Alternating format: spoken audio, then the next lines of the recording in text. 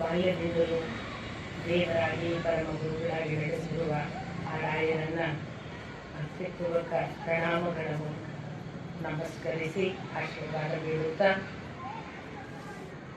ಈ ಕಾರ್ಯಕ್ರಮ ಸಾಧ್ಯವಾಗುವುದಕ್ಕೆ ಕಾರಣಕರ್ತರಾದ ಅರ್ಚಕ ಶ್ರೀ ರಾಘವೇಂದ್ರಣ್ಣ, ಕರುಣಣ್ಣ ಮತ್ತು ಎಲ್ಲ ಇಲ್ಲಿಯ ಅಷ್ಟು ಜನ ಬಳಗವನ್ನು ಕೂಡ ಪ್ರೀತಿಯಿಂದ ನಮಸ್ಕರಿಸಿ ನೆರೆದಿರುವ ಎಲ್ಲ ಹಿರಿಯರ ಪದತಲಕ್ಕೆ ಹಣೆ ಹಚ್ಚಿ ನಮಸ್ಕಾರ.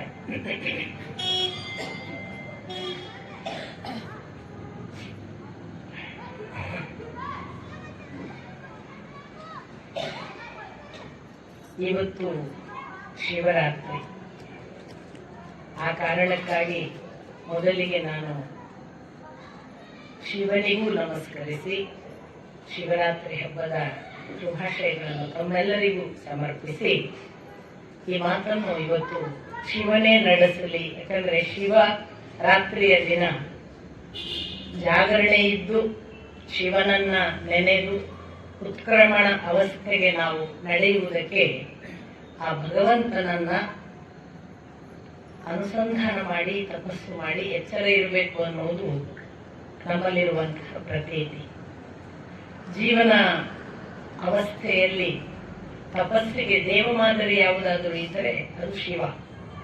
ಒಂದು ದಕ್ಷ ಯಜ್ಞದಲ್ಲಿ ಸತಿಯನ್ನು ಕಳೆದುಕೊಂಡ ಶಿವ ಯಾವ ಮಟ್ಟಕ್ಕೆ ತಪಸ್ಸನ್ನು ಮಾಡ್ತಾನೆ, ಮತ್ತೆ ಸತಿ ಬಂದು ಪುನರ್ಮಿಲನ ಆಗುವವರೆಗೆ ಅವನು ಎಷ್ಟು ತಪಸ್ಸು ಮಾಡಿದ್ದ ಅನ್ನೋದನ್ನ ಪುರಾಣಗಳು ಹೇಳುವಾಗ ಭೂಮಿಗೆ ಸೂರ್ಯನನ್ನು ಬಂದು ನಿಲ್ಲುವ ಹಾಗೆ ಮಾಡಿದ್ದನಂತೆ. ಅಂದ್ರೆ ಜಗತ್ತಿನಲ್ಲಿ ಕತ್ತಲೆ ಇಲ್ಲದಷ್ಟು ಅವನ ತಪಸ್ಸಿನ ಕಾರಣವಾಗಿ ಬೆಳಕೊಂದೇ ಅವಸ್ಥೆಯನ್ನು ಮಾಡಿದ್ದ ಅಂತ. ಅಂಥ ಶಿವ ನಮಗೆ ಮಹಾಭಾರತದ ಈ ಒಂದು ಪ್ರವಚನ ಮಾಲಿಕೆಯಲ್ಲೂ ಕೂಡ ಹೇಗೆ ಅನುಸಂಧಾನಕ್ಕೆ ಯೋಗ್ಯನು ಅಂದ್ರೆ, ನಾವು ಈಗ ಪ್ರಾರಂಭ ಮಾಡಬೇಕಾದದ್ದು ಇನ್ನು ಯುದ್ಧ ಭಾಗ, ಭೀಷ್ಮ ಪರ್ವ.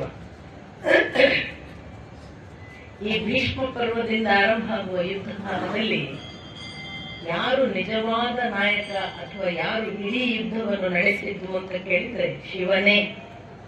ಅದು ನಮ್ಗೆ ಎಲ್ಲಿ ಗೊತ್ತಾಗ್ತದೆ ಅಂತಂದ್ರೆ, ಜಯದ್ರಥ ವಧೆಯ ಪ್ರಕರಣ ಬರುತ್ತೆ. ನಿಮಗೆ ನಾನು ಏಕಾಏಕಿ ಜಯದ್ರಥನ ವಧೆಗೆ ಹೋಗ್ತೇನೆ, ಯಾಕಂದ್ರೆ ಶಿವನ ಮಹತ್ವವನ್ನ ಹೇಳುವುದಕ್ಕಾಗಿ. ಅಭಿಮನ್ಯುವನ್ನು ಸಂಹಾರ ಮಾಡುವುದಕ್ಕೆ ಏನು ಕಾರಣ, ನೀವ್ಯಾಕೆ ಅವನನ್ನು ರಕ್ಷಿಸ್ತಿಲ್ಲ ಅಂತ ಅರ್ಜುನ ಕೇಳಿದಾಗ ಚಕ್ರವ್ಯೂಹ ರಚನೆ ಆಯಿತು.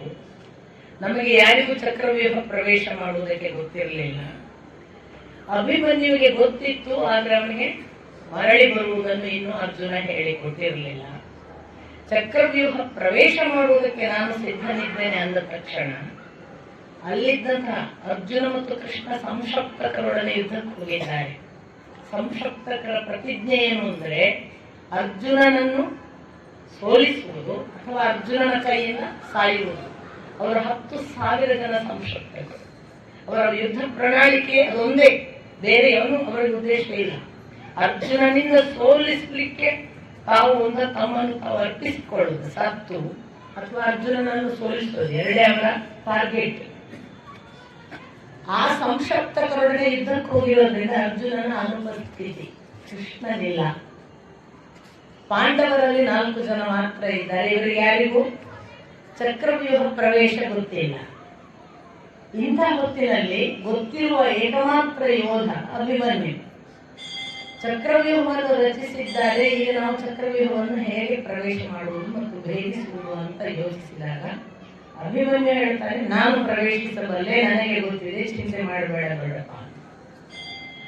ಆಗ ಯುಧಿಷ್ಠಿರಾದಿಗಳು ಆಯ್ತು ನೀನು ಪ್ರವೇಶಿಸು. ಪ್ರವೇಶ ಮಾಡಿದ ಮೇಲೆ ಆ ಚಕ್ರವ್ಯೂಹದ ಒಳಗೆ 10 ಜನ ಕೊಲ್ಲುವುದಕ್ಕೆ ನಾವಿದ್ದೇವೆ 4 ಜನ ಅಂತ ಯುಧಿಷ್ಠಿರ, ಭೀಮಸೇನ, ನಕುಲ ಸಹದೇವರು ಸಿದ್ಧರಾಗಿ ಮುಂದೆ ಪ್ರವೇಶ ಮಾಡುವುದು ಟೆಕ್ನಿಕ್. ಹಾಗಾಗಿ ಮುಂದೆ ಅಭಿಮನ್ಯುವನ್ನೇ ಬಿಡಬೇಕು. ಮುಂದೆ ಅಭಿಮನ್ಯು ಹೊರಟು ಬೆನ್ನಿಗೆ ಇವರು ಇನ್ನು ಪ್ರವೇಶ ಮಾಡಬೇಕು ಅನ್ನುವಾಗ ಅಭಿಮನ್ಯು ಮಾತ್ರ ಒಳಗೆ ಪ್ರವೇಶಿಸಿ ಉಳಿದವರು ಪ್ರವೇಶಿಸದ ಹಾಗೆ ತಡೆದ ಜಯದ್ರಥ. 4 ಜನರನ್ನು ಹೊರಗೆ ಉಳಿಯುವ ಹಾಗೆ ಮಾಡಿ ಒಬ್ಬನೇ ಒಳಗೆ ಸಿಕ್ಕಿಕೊಳ್ಳುವ ಹಾಗೆ ಮಾಡಿದರು ಜಯದ್ರಥ. ಆ ಸಿಟ್ಟಿಗೆ ಅರ್ಜುನ ಶಾಪ ಒಂದು ನಿರ್ಧಾರ ತೆಗೆದುಕೊಂಡ, ಒಂದು ಶಪಥ ಮಾಡಿದ, ನಾಳೆ ಸೂರ್ಯಾಸ್ತದ ಒಳಗೆ ನಾನು ಜಯದ್ರಥನನ್ನ ಕೊಲ್ತೇನೆ, ಇಲ್ಲದಿದ್ರೆ ಅಗ್ನಿ ಪ್ರವೇಶ ಮಾಡ್ತೇನೆ. ಅದು ಬಹಳ ಭಯಾನಕವಾದ ಪ್ರತಿಜ್ಞೆ. ಎಷ್ಟು ಭಯಾನಕವಾದ ಪ್ರತಿಜ್ಞೆ ಅಂದ್ರೆ, ಕೃಷ್ಣ ಈಚೆಗೆ ಬಂದು ಹೇಳ್ತಾನೆ, ಹೇಗೆ ಹಾಗೆ ಪ್ರತಿಜ್ಞೆ ಮಾಡಿದ್ವಿ? ನೀವು ನನ್ನನ್ನು ಕೂಡ ಕೇಳಲಿಲ್ಲ. ಈ ನಿರ್ಣಯ ಎಷ್ಟು ಆತ್ಮಘಾತುಕ ಇದೆ ಗೊತ್ತಾ? ಒಂದೊಮ್ಮೆ ನಿನಗೆ ಪ್ರತಿಜ್ಞೆಯನ್ನು ಪೂರೈಸಲಾಗದೇ ಇದ್ದರೆ ಏನು ಬೇಕು? ಯಾರು ಇದರ ಹೊಣೆ ಬರಬೇಕು? ಈ ಒಂದು ನಿರ್ಣಯ ತೆಗೆದುಕೊಳ್ಳುವಾಗ ಕೃಷ್ಣನ ಒಂದು ಸಣ್ಣ ಅನುಮತಿಯು, ಆಶೀರ್ವಾದವು ಏನನ್ನೂ ಬೇಡಿರಲಿಲ್ಲ ಅರ್ಜುನ. ಕೃಷ್ಣ ರಾತ್ರಿ ನಿದ್ದೆ ಮಾಡೋದಿಲ್ಲ. ದಾರುಕನ ಹತ್ರ ಹೇಳ್ತಾನೆ, ನನ್ನ ಭಕ್ತ ಹೀಗೆ ಪ್ರತಿಜ್ಞೆ ಮಾಡಿದ್ದಾನೆ, ನಮೇ ಭಕ್ತ ಪ್ರಣಶ್ಯತಿ ಅಂತ. ಕೃಷ್ಣನ ಸಾಕ್ಷಾತ್ ಪ್ರಮಾಣ ವಚನ ಭಗವದ್ಗೀತೆ, ನನ್ನ ಭಕ್ತನೆಂದು ನಾಶವಾಗುವುದಿಲ್ಲ. ಈಗ ಕಾಯಬೇಕಾದ ಹೊಣೆ ದೇವರು. ಕೃಷ್ಣನಿಗೆ ಎಂಥ ಉಭಯ ಸಂಕಟ ಅಂದ್ರೆ, ಅವನಿಗೆ ಗೊತ್ತಿದೆ ಜಯದ್ರಥನನ್ನು ಅಷ್ಟು ಸುಲಭವಾಗಿ ನಿವಾರಿಸಲಿಕ್ಕೆ ಸಾಧ್ಯ ಇಲ್ಲ. ಯಾಕೆಂದ್ರೆ ಇವನು ಮಾತು ಪ್ರತಿಜ್ಞೆ ಹೀಗಿರುವುದರಿಂದ ಅವತ್ತು ಒಂದು ದಿನದ ಮಟ್ಟಿಗೆ ಎಲ್ಲಾ ಯೋಧರು ಬಂದು, ದುರ್ಯೋಧನ, ಕರ್ಣ, ಶಕುನಿ, ಯಾರೆಲ್ಲ ಇದ್ದಾರೆ, ಭೂರಿಶ್ವ, ಪ್ರತಿಯೊಬ್ಬರು ಸುತ್ತು ಸೇರ್ತಾರೆ ಅಂತ ಗೊತ್ತಿತ್ತು ಇವನಿಗೆ, ಕೃಷ್ಣನಿಗೆ. ಎಲ್ಲ ದ್ರೋಣಾಚಾರ್ಯರು ಪ್ರತಿಯೊಬ್ಬರು ಸುತ್ತುವರೆದ್ರೆ ಜಯದ್ರಥನ ಹತ್ರ ಹೋಗ್ಲಿಕ್ಕೆ ಸಂಜೆ ದಾಟಿಬಿಡುತ್ತೆ. ಜಯದ್ರಥನ ಹತ್ರ ಹೋಗ್ಬೇಕಾದ್ರೆ ಇವರನ್ನು ನಿವಾರಿಸಿ ಹೋಗ್ಬೇಕು ಅನ್ನೋದು ಕಷ್ಟವಿತ್ತು ಕೃಷ್ಣನಿಗೆ. ಹಾಗಾಗಿ ಕೃಷ್ಣ ದಾರುಕನ ಹತ್ರ ಹೇಳ್ತಾನೆ, ಅರ್ಜುನ ಈ ಶಪಥ ಮಾಡಿಬಿಟ್ಟಿದ್ದಾನೆ, ಹೇಗೆ ಅಂತ ಗೊತ್ತಿಲ್ಲ. ಆ ಬಳಿಕ ಕೃಷ್ಣ ಹೇಳ್ತಾನೆ, ನೀನು ಶಿವನನ್ನು ಪ್ರಾರ್ಥಿಸು. ಆ ರಾತ್ರಿ ಅರ್ಜುನನಿಗೂ ಕೂಡ ಒಂದು ಚಿಂತೆ ಆಗ್ತದೆ, ನಾಳೆ ಸಂಜೆಯ ಒಳಗೆ ನನ್ನ ಮಾತನ್ನು ನಾನು ನೆರವೇರಿಸಲಿಕ್ಕೆ ಆಗುತ್ತಾ? ಆಗದೇ ಇದ್ರೆ ಅಗ್ನಿ ಪ್ರವೇಶ ಮಾಡುವ ಒಂದು ಅನಿವಾರ್ಯತೆಯನ್ನು ನಾನು ಒಪ್ಪಿಕೊಳ್ಳಬೇಕಲ್ಲ. ಎಲ್ಲ ಉಭಯ ಸಂಕಟಗಳಲ್ಲಿ ಅವನು ಕೂಡ ಅತ್ಯಂತ ದ್ವಂದ್ವದಿಂದ ಭಗವಂತನನ್ನೇ ಚಿಂತಿಸುವ ಮೊದಲು ತನ್ನ ಕೋಣೆಯಲ್ಲಿದ್ದ ದೇವಮೂರ್ತಿಗೆ ಒಂದು ಸಮರ್ಪಣೆಯನ್ನು, ಒಂದು ಪದಾರ್ಥವನ್ನು ಸಮರ್ಪಣೆಗಾಗಿ ಇಡ್ತಾನೆ, ಇಟ್ಟು ಮಲಗ್ತಾನೆ. ರಾತ್ರಿ ಅವನ ಕನಸಿನಲ್ಲಿ ಅವನು ಆಕಾಶ ಲೋಕದಲ್ಲಿ ಸಂಚರಿಸ್ತಾ ಕೈಲಾಸ ಪರ್ವತದ ಶಿವನ ದರ್ಶನವನ್ನು ಮಾಡ್ತಾನೆ. ಅಷ್ಟು ಮಾತ್ರ ಅಲ್ಲ, ಶಿವ ದರ್ಶನವಾದ ಹೊತ್ತಿಗೆ ಬೆನ್ನಿಗೆ ಕೃಷ್ಣ ಇರ್ತಾನೆ, ಕೈ ಹೆಗಲಿಗೆ ಇಟ್ಟುಕೊಂಡು ಕರ್ಕೊಂಡು ಹೋಗುವುದೇ ಕೃಷ್ಣ. ಇದು ಅರ್ಜುನನಿಗೆ ಬಿದ್ದ ಕನಸು. ಆ ಬಳಿಕ ಶಿವ ಇಂದ್ರಕೀಲ ಪರ್ವತದಲ್ಲಿ ಪಾಶುಪತಾಸ್ತ್ರ ಕೊಟ್ಟಾಗ ಒಬ್ಬ ಬೇಟೆಗಾರನ ರೂಪದಲ್ಲಿ ಬಂದಿದ್ದ, ನಿಮಗೆ ಗೊತ್ತು. ಮುಂದೆ ಅದು ಬೇಟೆಗಾರನಲ್ಲ, ಇವನೇ ಶಿವ ಅಂತ ಅರ್ಜುನನಿಗೆ ಗೊತ್ತಾದದ್ದು ಹೂವಿನ ಹಾರದಿಂದ. ಶಿವಲಿಂಗದಲ್ಲಿ ಹಾಕಿದ ಹೂವು ಈ ಒಬ್ಬ ಬೇಡನ ಕೊರಳಲ್ಲಿತ್ತು. ಹಾಗಾದ್ರೆ ಇವನೇ ಶಿವ ಅಂತ ಕೊನೆಗೆ ಗೊತ್ತಾಯಿತು, ಅದು ನಿಮಗೆ ಗೊತ್ತು. ಆಗ ಶಿವ ಅನುಗ್ರಹ ಮಾಡಿದ್ದಾನೆ, ನಿನಗೆ ಪಾಶುಪತಾಸ್ತ್ರವನ್ನ ನಾನು ಕರುಣಿಸಿದ್ದೇನೆ ಅಂತ. ಪಾಶುಪತಾಸ್ತ್ರ ಕರುಣಿಸಿದ್ದೇನೆ, ಅನುಗ್ರಹ ಮಾಡ್ತಾನೆ. ಯಾವುದೇ ಫಿಸಿಕಲ್ ಪಾಶುಪತಾಸ್ತ್ರ ಕೊಟ್ಟ ಉಲ್ಲೇಖವಿಲ್ಲ. ಹಾಗಂತ ಪಾಶುಪತವನ್ನು ಇಡೀ ಯುದ್ಧದಲ್ಲಿ ಬಳಕೆ ಮಾಡಿದ ಉಲ್ಲೇಖವೂ ಇಲ್ಲ. ಹಾಗಾದ್ರೆ ಏನದು ನೋಡಿ, ಇಲ್ಲಿ ಗೊತ್ತಾಗುತ್ತೆ ಶಿವ ಸ್ವತಃ ಅರ್ಜುನನ ಜೊತೆಗೆ ಇದ್ದ. ಅದು ಪಾಶುಪತಾಸ್ತ್ರ. ಪಶುಪತಿಯೇ ತಾನಾಗಿ ಬಂದು ಅಸ್ತ್ರವಾಗಿ ಎಲ್ಲ ಯುದ್ಧದ ಅರ್ಜುನನ ವೈರಿಗಳನ್ನು ಕೊಂದಿದ್ದಾನೆ. ಎಲ್ಲಿ ಗೊತ್ತಾಗುತ್ತೆ ಅಂದ್ರೆ, ಈ ಒಂದು ಘಟನೆ, ರಾತ್ರಿ ಕನಸು. ಇವ ಹೋದ, ಸಾಕ್ಷಾತ್ ಶಿವನ ದರ್ಶನ. ಅರ್ಜುನ ಅತ್ಯಂತ ವಿನಮ್ರನಾಗಿ ಭಕ್ತಿಯಿಂದ ನಮಸ್ಕರಿಸಿ ತನ್ನ ನಿವೇದನೆಯನ್ನ ಹೇಳುವಾಗ ಶಿವ ಹೇಳ್ತಾನೆ, ನಿನಗೆ ನಾನಿದ್ದೇನೆ, ನಿನ್ನ ಕೆಲಸ ಸುಸೂತ್ರವಾಗಿ ನಡೀತದೆ, ಎಂದು ಚಿಂತೆ ಮಾಡಬೇಡ ಅನ್ನೋ ಅಭಯ ಅನುಗ್ರಹ ಆಗ್ತದೆ. ಅಲ್ಲಿ ಇರುವ ಆಶ್ಚರ್ಯ ಏನು ಗೊತ್ತಾ? ರಾತ್ರಿ ಮಲಗುವಾಗ ಒಂದು ಸಮರ್ಪಣೆಯ ಪದಾರ್ಥ ಇಟ್ಟಿದ್ದಲ್ಲ, ಅದನ್ನು ಅರ್ಜುನ ಆ ಕನಸಿನಲ್ಲಿ ಶಿವನ ಪಕ್ಕ ಕೊಡ್ತಾನೆ. ಅಂದ್ರೆ ಮುಟ್ಟಿತು, ಈ ಪದಾರ್ಥ ಸಮರ್ಪಿಸಿದ್ದನ್ನು ತಾನು ತೆಗೆದುಕೊಂಡಿದ್ದೇನೆ ಅನ್ನುವುದನ್ನು ಕೂಡ ನೋಡ್ತಾನೆ. ಈ ಅನುಭವದ ನಂತರ ಎಚ್ಚರಾದವರು ತನ್ನ ಅಣ್ಣನಿಗೆ ಬಂದು ಮತ್ತು ಎಲ್ಲರಿಗೂ ಹೇಳ್ತಾನೆ, ನನಗೆ ಇಂಥದ್ದೊಂದು ಕನಸು ಬಿದ್ದಿದೆ, ಆದ್ದರಿಂದ ನಾನು ಸೋಲುವುದಿಲ್ಲ. ಇಷ್ಟು ಖಚಿತವಾಯಿತು. ಕೃಷ್ಣ ಕೂಡ ಆ ಕನಸನ್ನು ಕೇಳಿದ ಬಳಿಕ ಮತ್ತು ರಾತ್ರಿಯ ಒಟ್ಟು ಅವನ ಅನುಸಂಧಾನದಲ್ಲಿ ಅದು ಅರ್ಜುನನನ್ನು ಕೃಷ್ಣನೇ ನಡೆಸಿರುವುದರಿಂದ ಶಿವನ ಕಡೆಗೆ ಅವನಿಗೂ ಗೊತ್ತಿರುತ್ತೆ ಇದರಲ್ಲಿ ಅರ್ಜುನ ಸೋಲಲ್ಲ. ಆದರೆ ಜಯದ್ರಥನನ್ನು ನಮಗೆ ಕೊನೆಯಲ್ಲಿ ಕೊಂದದ್ದು ಹೇಗೆ ಅಂದ್ರೆ, ಸಂಜೆ ಆಗ್ತಾ ಬಂತು, ಇನ್ನೇನು ಸೂರ್ಯಾಸ್ತಕ್ಕೆ ಸ್ವಲ್ಪವೇ ಹೊತ್ತು ಉಳಿದಿದೆ. ಜಯದ್ರಥನ ಹತ್ರ ಹೋಗಕ್ಕೆ ಸಾಧ್ಯವಿಲ್ಲದ ಹಾಗೆ ಕರ್ಣ, ದುಶ್ಯಾಸನ, ಶಕುನಿ ಅಥವಾ ದ್ರೋಣ ಯಾರೂ ಬಿಡೋದಿಲ್ಲ. ಜಯದ್ರಥ ಒಳಗೆ ಸೇರಿ ದುರ್ಯೋಧನಾದಿಗಳು ಮುಂದೆ ನಿಂತುಕೊಂಡು ಒಂದು ಕೂದಲು ಕೊಂಕದ ಹಾಗೆ ಜಯದ್ರಥನನ್ನು ರಕ್ಷಣೆ ಮಾಡಿದ್ದಾರೆ. ಇನ್ನೇನು ಸೂರ್ಯಾಸ್ತ ಸಮೀಪಿಸಿದೆ, ಅವರಿಗೂ ಕೂಡ ಖಚಿತವಾಗಿದೆ ನಾವೇ ಗೆಲ್ತೇವೆ ಅಂತ. ಕೃಷ್ಣ ಕೂಡ ತನ್ನಷ್ಟಕ್ಕೆ ಯೋಚಿಸ್ತಾನೆ, ಇದೇನು ಆಗುವ ಮಾತಲ್ಲ. ಈ ಬಾರಿ ಬಹುತೇಕ ನಮ್ಮ ಅರ್ಜುನನಿಗೆ ಹಾಗೆ ಯುದ್ಧ ನೀತಿಯ ಮುಖಾಂತರ ನೇರವಾಗಿ ಯಾವುದೇ ಅನ್ಯಾಯ ಅನೀತಿಗಳಿಲ್ಲದೆ ಅಧರ್ಮಗಳಿಲ್ಲದೆ ಜಯದ್ರಥನನ್ನು ಕೊಲ್ಲಕ್ಕೆ ಸಾಧ್ಯ ಆಗೋದಿಲ್ಲ ಅಂತ ಕೃಷ್ಣ ನೇರವಾಗಿ ಅರ್ಜುನನ ಜೊತೆಗೆ ಹೇಳ್ತಾನೆ. ಸಮಯ ಮುಗಿಯಲಿಕ್ಕೆ ಬಂದಿದೆ, ನೀನೀಗ ಧರ್ಮದ ಮತ್ತು ನೀತಿಯ ಯುದ್ಧದಿಂದ ಖಂಡಿತಕ್ಕೂ ಜಯದ್ರಥನನ್ನು ವಧೆ ಮಾಡಲಾರೆ. ಏನಾದರೂ ಇದ್ದರೆ ಅದಕ್ಕೆ ಒಂದೇ ದಾರಿ, ಅದು ಅನೀತಿಯ ಅಧರ್ಮದ ದಾರಿ. ನಾನು ಅದನ್ನು ಮಾಡ್ತೀನಿ, ನೀನು ಅಷ್ಟು ಹೊತ್ತಿಗೆ ಜಯದ್ರಥನನ್ನು ವಧೆ ಮಾಡು. ಏನು? ಕೃಷ್ಣ ಹೇಳ್ತಾನೆ, ಒಂದು ಕ್ಷಣ ಸೂರ್ಯಾಸ್ತ ಆದ ಹಾಗೆ ಕತ್ತಲೆಯನ್ನು ನಿರ್ಮಾಣ ಮಾಡಿಬಿಡ್ತೇನೆ. ಇವರಷ್ಟು ಜನ ಮೈ ಮರೀತಾರೆ, ಓ ನಾವು ಗೆದ್ದೆವು ಅಂತ ತಾವು ಕುಣಿದಾಡಕ್ಕೆ ಶುರು ಮಾಡ್ತಾರೆ. ಜಯದ್ರಥನ ರಕ್ಷಣೆಯನ್ನ ಮರೆತು ಅವರು ಚೆಲ್ಲಾಪಿಲ್ಲಿ ಆಗ್ತಾರೆ. ಆಗ ಜಯದ್ರಥ ಮಾತ್ರ ಸಿಗ್ತಾನೆ ಹಾಕೊಂಡು. ಹಾಗೆ ಒಂದು ಮಾಯಾಲೋಕದ ಕತ್ತಲನ್ನು ಒಂದರೆ ಕ್ಷಣ ನಿರ್ಮಾಣ ಮಾಡಿ ಒಳಗಡೆ ಬಿಟ್ಟ. ಒಂದರೆ ಕ್ಷಣ ನಿರ್ಮಾಣ ಮಾಡಿ ತಕ್ಷಣವೇ ಆ ಕತ್ತಲನ್ನು ಕಂಡ ಒಂದು ಕಾರಣವಾಗಿ ಕೌರವಾದಿಗಳೆಲ್ಲ ಮೈ ಮರೆತು, ಓಹೋ ನಾವು ಗೆದ್ದೆವು, ಅರ್ಜುನನಿಗೆ ಅಗ್ನಿ ಪ್ರವೇಶ ಅನ್ನುವ ಸಂತೋಷದಲ್ಲಿ ಕುಣಿದಾಡಿ ಜಯದ್ರಥನನ್ನೂ ಮರೆತು ಅವನ ಪಾಡಿ ಅವನು ಎಂಜಾಯ್ ಮಾಡ್ತಿದ್ದಾನೆ. ನನ್ನ ಗೆಲುವು ಆಯಿತು, ಸಾಧಿತವಾಯಿತು. ಅವನು ಕೂಡ ಶಂಕರನನ್ನು ತಪಸ್ಸು ಮಾಡಿ ಅವನು ಒಂದು ವರವನ್ನು ಪಡೆದವ, ನಿಮಗೆ ಗೊತ್ತು. ಹೀಗಾಗಿ ಅವನು ಕೂಡ ತಾನು ಗೆದ್ದೆ ಅಂತ ಅವನು ಕುಣಿದಾಡ್ತಾನೆ. ಇದ್ದಕ್ಕಿದ್ದ ಹಾಗೆ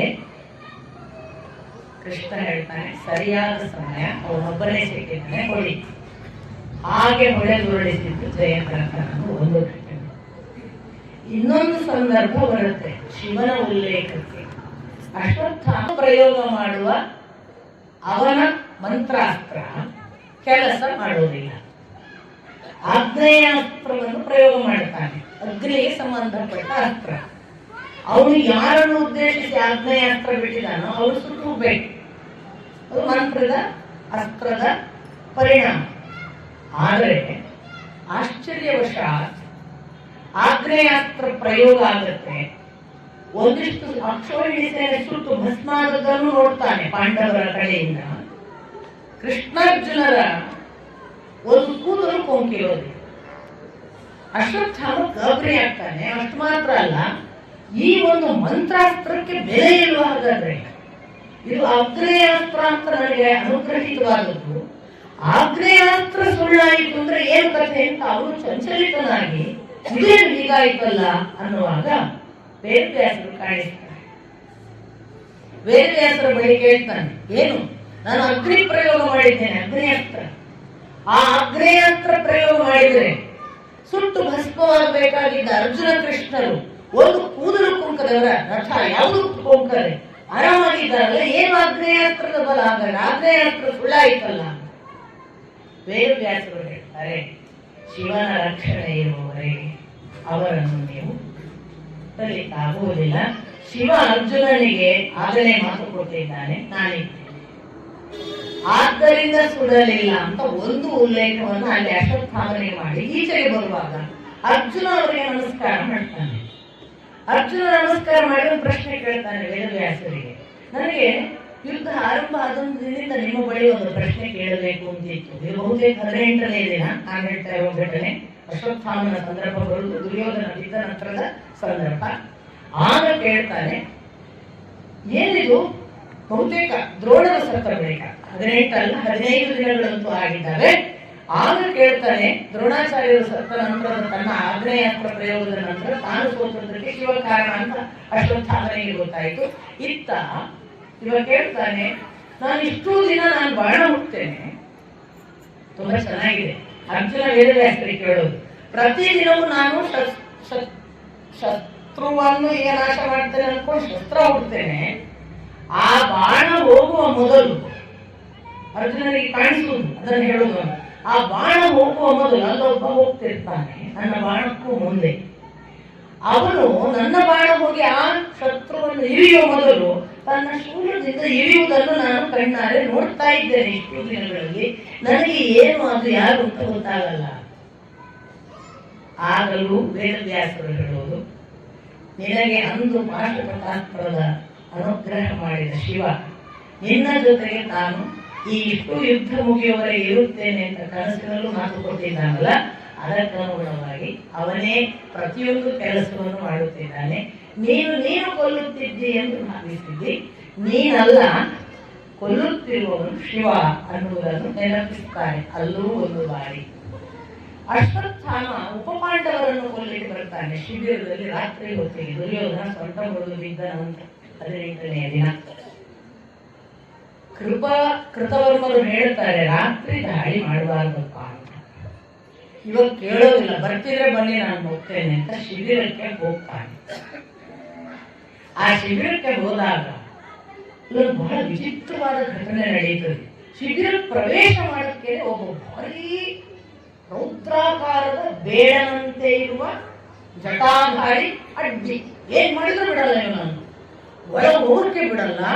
ಅಶ್ವತ್ಥಾಮ ಬಹಳ ಪ್ರಯತ್ನ ಪಟ್ಟು ಕಡೆಗೆ ಅಂದ್ಕೊಳ್ತಾನೆ, ಯಾವುದೋ ಒಂದು ಶಕ್ತಿ ನಾನು ಒಳಗೆ ಹೋಗೋಕೆ ಬಿಡೋದಿಲ್ಲ, ನಾನೀಗ ಏನಾದ್ರೂ ಆಗಲಿ ನನ್ನ ಕೆಲಸ ಆಗಲೇಬೇಕು ಅಂತ ಒಂದು ಯಜ್ಞ ಪ್ರಾರಂಭ ಮಾಡ್ತಾನೆ.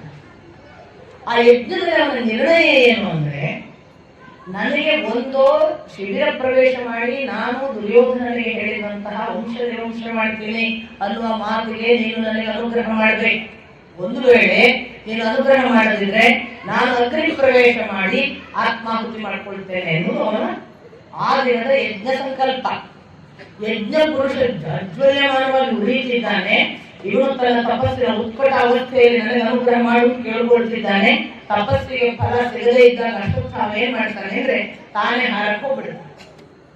ಅಗ್ನಿ ಪ್ರವೇಶ ಮಾಡ್ತೇನೆ, ನನ್ನ ಮಾತು ನಡೆಸುತ್ತಿಲ್ಲ ಅಂದ್ರೆ ಬದುಕಬಾರದು ಅಂತ ಸಾಯುವುದು ತೀರ್ಮಾನ ಮಾಡ್ತಾನೆ. ಆಗ ಇದೇ ಜಟಾಯುಗಧಾರಿಯಾದ ಆ ಬೇಡ ತಾನು ತಕ್ಷಣ ಆ ಯಜ್ಞ ಪುರುಷನ ರೂಪದಲ್ಲಿ ಪ್ರತ್ಯಕ್ಷನಾಗಿ ಅವನೇ ಶಿವನು. ಅವನು ಇಷ್ಟು ದಿನ ಪಾಂಡವರನ್ನು ರಕ್ಷಿಸುವ ಹೊಣೆ ಹೊತ್ತಿದ್ದನಲ್ಲ, ಆದ್ರಿಂದ ಅಶ್ವತ್ಥಾಮನನ್ನು ಬಿಡಲಿಲ್ಲ, ಒಳಗೆ ಶಿಬಿರ ಪ್ರವೇಶ ಮಾಡಲು ಬಿಡಲಿಲ್ಲ. ಯಾವಾಗ ಇವನು ತಪಸ್ಸು ಮಾಡಿದ ಆಗ ಶಿವ ಯೋಚನೆ ಮಾಡ್ತಾನೆ, ಯುದ್ಧ ಮುಗಿಯುವವರೆಗೆ ನಾನು ನಿನ್ನ ಜೊತೆಗಿದ್ದೇನೆ ಅಂತ ಅರ್ಜುನನಿಗೆ ಮಾತು ಕೊಟ್ಟಿದ್ದೆ. ಯುದ್ಧ ಮುಗಿಯಿತು, ಕಾಲ ಈಗ ಅವರ ಕಡೆಯಿಂದ ಇವರ ಕಡೆಗೆ ತಿರುಗಿದೆ, ನನ್ನ ಕೆಲಸ ಮುಗಿದಿದೆ. ನಾನೀಗ ಅರ್ಜುನನ ಪಾಲಿನ ರಕ್ಷಣೆಯನ್ನು ಮುಕ್ತಾಯಗೊಳಿಸಿ ಇವರಿಗೆ ಸಹಕರಿಸಬೇಕು ಅಂತ ಅನುಗ್ರಹ ಮಾಡಿದ್ದರಿಂದ ಅಶ್ವತ್ಥಾಮನಿಗೆ ಶಿಬಿರ ಪ್ರವೇಶ. ಎಲ್ಲ ಕಡೆ ಶಿವನ ಮಹತ್ವವನ್ನ ಮಹಾಭಾರತ ಹಾಗಾಗಿ ಸ್ಪೆಷಲಿ ಯುದ್ಧ ಸಂದರ್ಭದಲ್ಲಿ ಹೇಗೆ ಅನ್ನೋದನ್ನ ಇಷ್ಟು ಅಂದ್ರೆ ಒಂದು ಸಾವಿಗೆ ಸಂಬಂಧಪಟ್ಟ ತ್ರಯಾಂತಿಕ ನಿರ್ಣಯಗಳನ್ನು ತೆಗೆದುಕೊಳ್ಳುವಾಗ ಧರ್ಮ ಮತ್ತು ನೀತಿಯ ಜೊತೆಗೆ ಶಿವನಿಲ್ಲದಿದ್ದರೆ ಹೇಗೆ ಕೆಲಸ ಆಗೋದಿಲ್ಲ. ಬರೇ ಧರ್ಮ ನೀತಿ ಪಾಲನೆ ಅಷ್ಟೇ ಅಲ್ಲ, ಅದಕ್ಕೆ ಶಿವನ ಅನುಗ್ರಹ ಬೇಕು, ಆಗ ಅದು ನಡೆಯುತ್ತದೆ ಅನ್ನೋದನ್ನ ಬಹಳ ಅದ್ಭುತವಾಗಿ ವಿವರಿಸಿದಂತಹ ಈ ಎಲ್ಲ ಘಟನೆಗಳನ್ನ ನಾನು ಶಿವರಾತ್ರಿಯ ಸಂದರ್ಭದಲ್ಲಿ ನೆನಪಿಸಿಕೊಳ್ತಾ ನಿಮ್ಮನ್ನು ಏಕಾಏಕಿ ಯುದ್ಧ ಪ್ರಾರಂಭದ ಘಟನೆಯಿಂದ ನೇರ 18ನೇ ದಿನದವರೆಗಿನ ಉಪಪಾಂಡವರ ವಧೆಯವರೆಗಿನ ಸಂದರ್ಭಕ್ಕೆ ಕರೆದುಕೊಂಡು ಹೋದ ಶಿವ ಕಾಲಾತೀತ. ಅದರಿಂದ ಒಂದು ಕಾಲಾತೀತ ಘಟನೆಗಳನ್ನು ನಮ್ಮ ಕಣ್ಮುಂದೆ ತಂದು ಹೀಗೆಲ್ಲ ನಮ್ಮನ್ನು ಒಂದಿಷ್ಟು ಕಾಲದ ಆಚೆಗೆ ನಡೆಸ್ತಾನೆ. ಆ ಅರ್ಥದಲ್ಲಿ ಅಂಥದೊಂದು ಕಾಲಾತೀತ ಸಂದರ್ಭಕ್ಕೆ ಕಾರಣನಾದ ಶಿವನನ್ನು ವಂದಿಸಿ ಶಿವರಾತ್ರಿಯ ಈ ಜಾಗರಣೆ ಅಥವಾ ಈ ಥರದ ಅನುಸಂಧಾನ ನಮಗೂ ಕೂಡ ನಮ್ಮೊಳಗಿನ ಜಾಗೃತಿಯನ್ನ, ನಮ್ಮೊಳಗಿನ ಬೆಳವಣಿಗೆಯನ್ನ, ಉತ್ಕ್ರಮಣವನ್ನ ತಂದುಕೊಡಲಿ ಅಂತ ಪ್ರಾರ್ಥಿಸ್ತಾ, ಕಳೆದ ವರ್ಷ ಬಹುತೇಕ ಮಾರ್ಚ್ ಏಪ್ರಿಲ್ ದಿನಗಳಲ್ಲಿ ನೀವು ಸುಮಾರು 20-21 ದಿನಗಳ ಕಾಲ ಮಹಾಭಾರತವನ್ನ ಆದಿಪರ್ವದಿಂದ ತೊಡಗಿ ಉದ್ಯೋಗ ಪರ್ವದವರೆಗೆ ಚಾಚು ತಪ್ಪದೆ ಒಂದು ಅಕ್ಷರ ಬಿಡದೆ ಚತು ತಪ್ಪುವುದು ದಿಂದ ತೂವರೆಗೆ ಅಕ್ಷರ ಮಾಲೆಯಲ್ಲಿ ಯಾವ ಅಕ್ಷರವನ್ನು ತಪ್ಪದೇ ಬರೆಯುವುದು ಅಂತ ಆ ಅರ್ಥದಲ್ಲಿ ಇಡೀ ಮಹಾಭಾರತದ ವೇದವ್ಯಾಸ ಪ್ರಣೀತ ಮಹಾಭಾರತದಲ್ಲಿ ಶ್ರೀರಂಗಪ್ರಿಯರು ಸಂಪಾದನೆ ಮಾಡಿದ ಗ್ರಂಥದಲ್ಲಿರುವಂತಹ ಸಕಲ ಕಥೆಗಳನ್ನು ನಾನು ನಿಮ್ಮ ಮುಂದೆ ನಿವೇದಿಸಿದ್ದೇನೆ. ಈಗ ಆಚಾರ್ಯರ ಮಗ ನನ್ನನ್ನು ಪರಿಚಯ ಮಾಡ್ತಾ ಅಥವಾ ಸ್ವಾಗತ ಮಾಡ್ತಾ ಹೇಳಿದರು, ಧರ್ಮಶಾಸ್ತ್ರವನ್ನ ಸೂಕ್ಷ್ಮಗಳನ್ನು ಎಲ್ಲ ನಮ್ಮ ತಂದೆ ಬಲ್ಲವರಿದ್ರು. ಅವರ ನಂತರ ಇನ್ಯಾರು ಅನ್ನುವಾಗ ನಾನು ಮರಳುಗಾಡಿನ ಒಂದು ಮರೀಚಿಕೆಯ ಹಾಗೆ ಕಾಣಿಸಿಕೊಂಡೆ ಅಂತ. ಪಕ್ಕ ಮರೀಚಿಕೆಯೇ ನಾನು, ಸಿಗುವುದೇ ಇಲ್ಲ ನೀರು.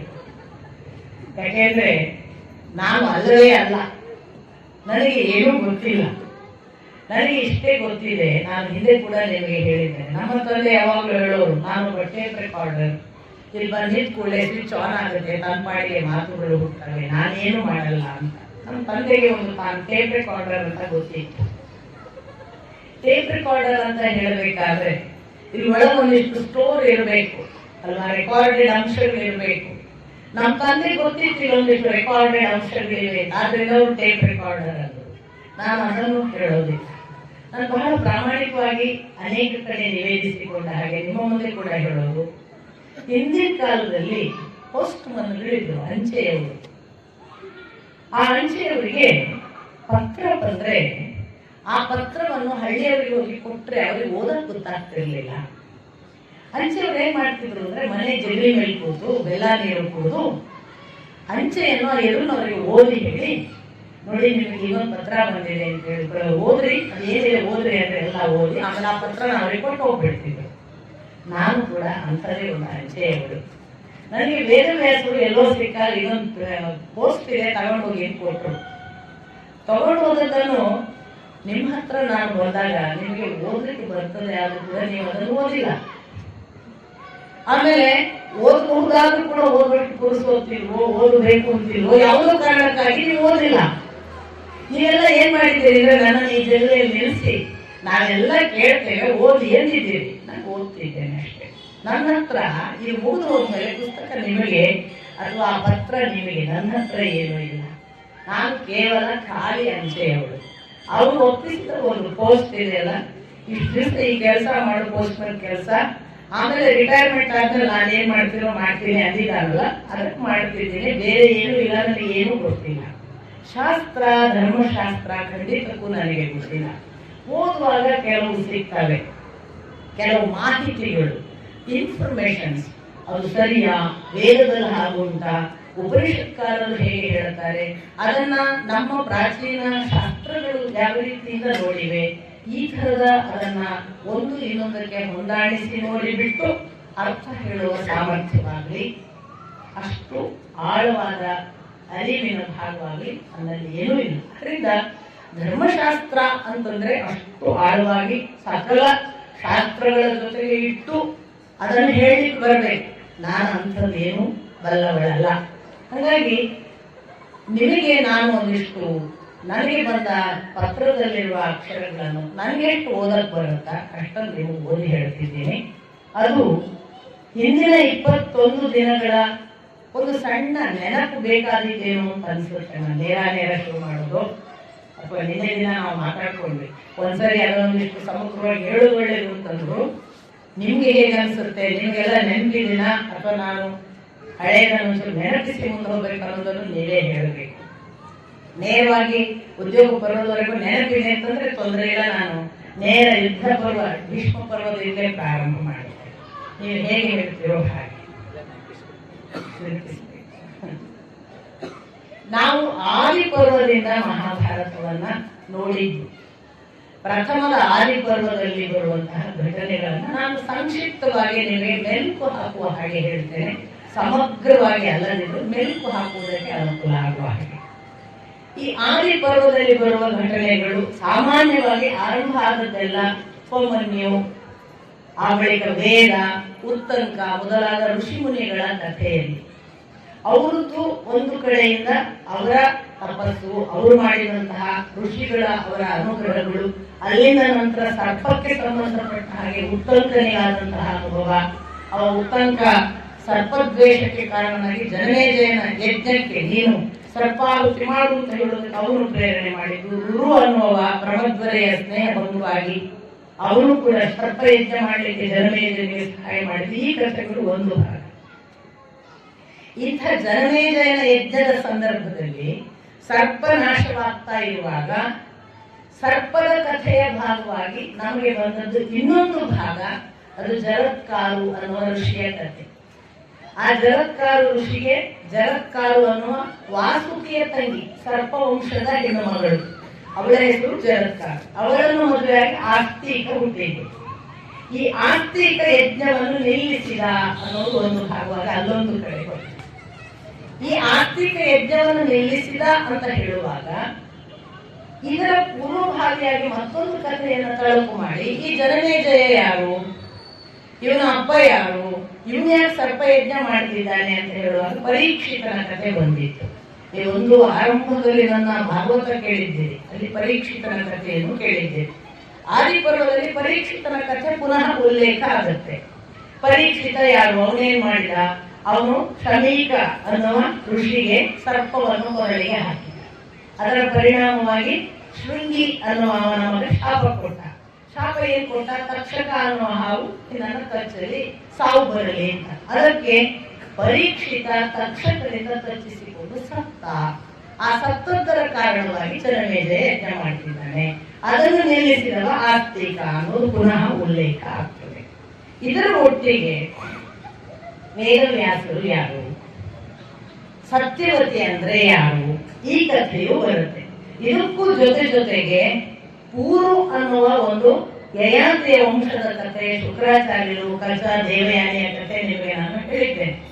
ಶುಕ್ರಾಚಾರ್ಯರು, ಕಚ, ದೇವಯಾನಿಯ ನಂತರದಲ್ಲಿ ದೇವಯಾನಿ ಮದುವೆಯಾದದ್ದು ಯಯಾತಿಯನ್ನು. ಈ ಯಯಾತಿಯ ವಂಶ ಮುಂದುವರೆದು ಪೂರ್ವ ಅನ್ನುವ ಮಗ, ಅವನು ಯಯಾತಿಯ ವೃದ್ಧಾಪ್ಯವನ್ನು ತೆಗೆದುಕೊಂಡದ್ರಿಂದ ಪೂರ್ವಿನಿಂದ ಒಂದು ವಂಶ ಮುಂದುವರಿಯಿತು.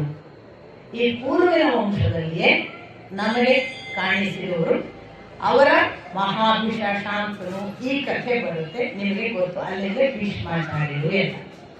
ಇದಕ್ಕೆ ಪೂರ್ವದಲ್ಲಿ ನಾವು ನೋಡಿದ್ದು ಇನ್ನೊಂದು ಕಥಾಭಾಗ ದುಷ್ಯಂತ ಶಕುಂತಲೆಯರು. ಆ ದುಷ್ಯಂತ ಶಕುಂತಲೆಯರಿಗೆ ಭರತ ಹುಟ್ಟಿ ಅದೇ ಭರತ ವಂಶವಾಯಿತು ಅನ್ನೋ ಒಂದು ಉಪಾಖ್ಯಾನವೂ ಬರುತ್ತೆ ದುಷ್ಯಂತ ಶಕುಂತಲೆಯರು. ಇದಲ್ಲದೆ ಈ ನಿರ್ದಿಷ್ಟ ಪೂರ್ವವಂಶದ ಕಥೆಯನ್ನೇ ಮುಂದುವರಿಸ್ತಾ ಕಡೆಗೆ ಮಹಾಭಿಷ ಅನ್ನೋ ಒಬ್ಬ ರಾಜ, ಅವನ ಮಗ ಶಾಂತನು. ಶಾಂತನುವಿಗೆ ಸತ್ಯವತಿಯ ಜೊತೆಗೆ ಪ್ರೀತಿಯಾಗುವುದು. ಅದಕ್ಕೆ ಮೊದಲು ಅವನು ಶಾಂತನು ಗಂಗೆಯನ್ನು ಪ್ರೀತಿಸಿ ಪಡೆದ ಮಗ ಭೀಷ್ಮ. ಈ ಸತ್ಯವತಿಯನ್ನು ಮದುವೆ ಆಗಬೇಕಾದ ಸಂದರ್ಭದಲ್ಲಿ ಭೀಷ್ಮ ಪ್ರತಿಜ್ಞೆ ಮಾಡಿದ, ನಾನು ಮದುವೆ ಆಗಲ್ಲ, ಸಿಂಹಾಸನ ಏರಲ್ಲ ಅಂತ. ಅದರ ನಂತರ ಸತ್ಯವತಿಯಿಂದ ಹುಟ್ಟಿದ ಮಕ್ಕಳು ಈ ಶಾಂತನುವಿನ ಮಕ್ಕಳು ಚಿತ್ರಾಂಗದ ಮತ್ತು ವಿಚಿತ್ರ ವೀರ್ಯರು. ಈ ಚಿತ್ರಾಂಗದ ದ್ವಂದ್ವ ಯುದ್ಧದಲ್ಲಿ ಇನ್ನೊಬ್ಬ ಚಿತ್ರಾಂಗದ ಅನ್ನುವ ದೊರೆಯ ಜೊತೆ ಯುದ್ಧ ಮಾಡಿ ಸತ್ತ ವಿಚಿತ್ರ ವೀರ್ಯ. ಅವನಿಗೆ ಹೆಣ್ಮಕ್ಕಳು ಬೇಕು ಅಂದಾಗ ಕಾಶಿರಾಜನ ಹೆಣ್ಣು ಮಕ್ಕಳು ಅಂಬೆ ಅಂಬಿಕೆಯನ್ನು ಭೀಷ್ಮ ಅಪಹರಿಸಿಕೊಂಡು ಮದುವೆ ಮಾಡಿದ. ಹಾಗೆ ಮದುವೆಯಾದ 3 ಹೆಣ್ಣು ಮಕ್ಕಳಲ್ಲಿ ಅಂಬೆ ಒಬ್ಬಳು ಶಾಲ್ವನ ಕುರಿತ ಪ್ರೇಮ ಇದ್ದದ್ದರಿಂದ ಅವಳು ಧಿಕ್ಕರಿಸಿ, ಭೀಷ್ಮರನ್ನು ಧಿಕ್ಕರಿಸಿ ಹೊರಟು ಹೋದ್ಲು. ಹಾಗೆ ಶಾಲ್ವನ ಕಥೆ ಏನಾಯ್ತು ಅಂತ ಈಗ ಬರಲ್ಲ, ಮುಂದೆಲ್ಲೋ ಬರಲ್ಲ. ಇಷ್ಟು ಆದ ನಂತರದಲ್ಲಿ ಈ ಭೀಷ್ಮರ ಜೊತೆಗೆ ವಿಚಿತ್ರ ವೀರ್ಯ ಮತ್ತು ಅಂಬೆ ಅಂಬಿಕೆಯರಿದ್ರು. ವಿಚಿತ್ರ ವೀರ್ಯ ಕೂಡ ಸತ್ತು ಹೋದ, ಅವನಿಗೆ ಕ್ಷಯ ರೋಗ. ಈಗ ಇಬ್ಬರು ಹೆಣ್ಮಕ್ಳಿಗೆ ಮಕ್ಕಳಾಗಲಿಲ್ಲ. ಆಗ ವೇದವ್ಯಾಸರನ್ನು ಸತ್ಯವತಿ ಕರೆದು ನಿಯೋಗದ ಮೂಲಕ ಹುಟ್ಟಿದ ಮಕ್ಕಳು ಧೃತರಾಷ್ಟ್ರ, ಪಾಂಡು ಮತ್ತು ನೀವು ನೋಡಿದ್ದೀರಿ, ದಾಸಿಯ ಮುಖಾಂತರ ವಿದುರ. ಈ 3 ಮಕ್ಕಳಲ್ಲಿ ಧೃತರಾಷ್ಟ್ರನಿಗೆ ಮದುವೆಯಾಯಿತು. ಪಾಂಡುವಿನ ಮದುವೆಯಾಗುವಾಗ ಕುಂತಿಯ ಕಥೆಯನ್ನು ಸ್ವಲ್ಪ ಹೇಳ್ತಾರೆ. ಅವಳು ಕುಂತಿ ರಾಜನಿಗೆ ದತ್ತಕ್ಕೆ ಬಂದವಳು, ಮೂಲತಃ ಹೆಸರು ಪೃಥು. ಅವಳು ಮದುವೆ ಆದ ಮೇಲೆ ಕುಂತಿ ರಾಜನ ಕಾರಣದಿಂದ ಕುಂತಿ ಅನ್ನೋ ಹೆಸರು ಪಡೆದವಳು. ಅವಳು ದುರ್ವಾಸರ ಸೇವೆ ಮಾಡಿದ್ದಕ್ಕೆ ಅವಳಿಗೆ ಒಂದು ಮಂತ್ರ ಉಪದೇಶ, ಅದರಿಂದ ಅವಳು ಮಕ್ಕಳನ್ನು ಪಡೆಯಬಹುದು ಅಂತ ಅದೊಂದು ಚೂರು ಉಲ್ಲೇಖ ಮಾಡಿ ಅಂತಹ ಕುಂತಿಯನ್ನು ಪಾಂಡು ಮದುವೆಯಾದ. ಆದಾಗ ಮಾದ್ರಿಯನ್ನು 2ನೆಯ ಮದುವೆ ಆದ. ಒಂದು ದಿನ ಬೇಟೆಗೆ ಹೋದವರಿಗೆ ಜಿಂಕೆ ಅಂತ ತಿಳ್ಕೊಂಡು ಬೇಟೆ ಆಡಿದ್ರೆ ಋಷಿ ಮುನಿಗಳು ಜಿಂಕೆಯ ರೂಪದಲ್ಲಿ ಕೂಡುತ್ತಿದ್ರು. ಹಾಗಾಗಿ ಅವರು ಶಾಪ ಕೊಟ್ಟರು, ಕೂಡುತ್ತಾ ಇರುವ ನಮ್ಮನ್ನು ಕೊಂದಿದ್ದೀಯ, ನೀವು ಕೂಡುವಾಗ ನಿನಗೆ ಮರಣ ಬರಲಿ. ಹಾಗಾಗಿ ಪಾಂಡು ತನ್ನ ಸಂಸಾರವನ್ನು ಕಟ್ಟಿಕೊಂಡು ವಾನಪ್ರಸ್ಥಾಶ್ರಮವನ್ನು ಸ್ವೀಕರಿಸಿದ. ಕಾಡಿಗೆ ತನಗೆ ಬೇಡ, ನಾನು ನಿವೃತ್ತಿ ಮಾರ್ಗದಲ್ಲಿ ಇರ್ತೇನೆ ಅಂತ. ಅಲ್ಲಿ ಕುಂತಿಯ ಮುಖಾಂತರ 5 ಮಕ್ಕಳನ್ನು, ಮಾದ್ರಿಗೆ 2 ಮತ್ತು ಇವಳು 3 ಜನ ಮಕ್ಕಳನ್ನು ಪಡೆದ ಕಥೆ ಬರುತ್ತೆ. ದೇವತೆಗಳ ಅನುಗ್ರಹದಿಂದ ಮಂತ್ರದಿಂದ ಅವಳಿಗೆ ಮಕ್ಕಳಾಯಿತು ಅಂತ. ಇದಾದ ಮೇಲೆ ಒಂದು ದಿನ ಪಾಂಡು ಮನಸ್ಸೋತು ಮಾದ್ರಿಯನ್ನ ಸೇರಲಿಕ್ಕೆ ಹೊರಟ, ಶಾಪಕ್ಕನುಗುಣವಾಗಿ ಸತ್ತ. ಪಾಂಡು ಮಾದ್ರಿಯರು ಮಾದ್ರಿ ಸತೀ ಸಹಗಮನ ತಾನು ಸಾಯ್ತೇನೆ ಎಂದು ತೀರ್ಮಾನ ಮಾಡಿದ್ರಿಂದ ಅವರದ್ದು ಅಂತ್ಯವಾಯಿತು ಅನ್ನೋದು ಒಂದು ಭಾಗ.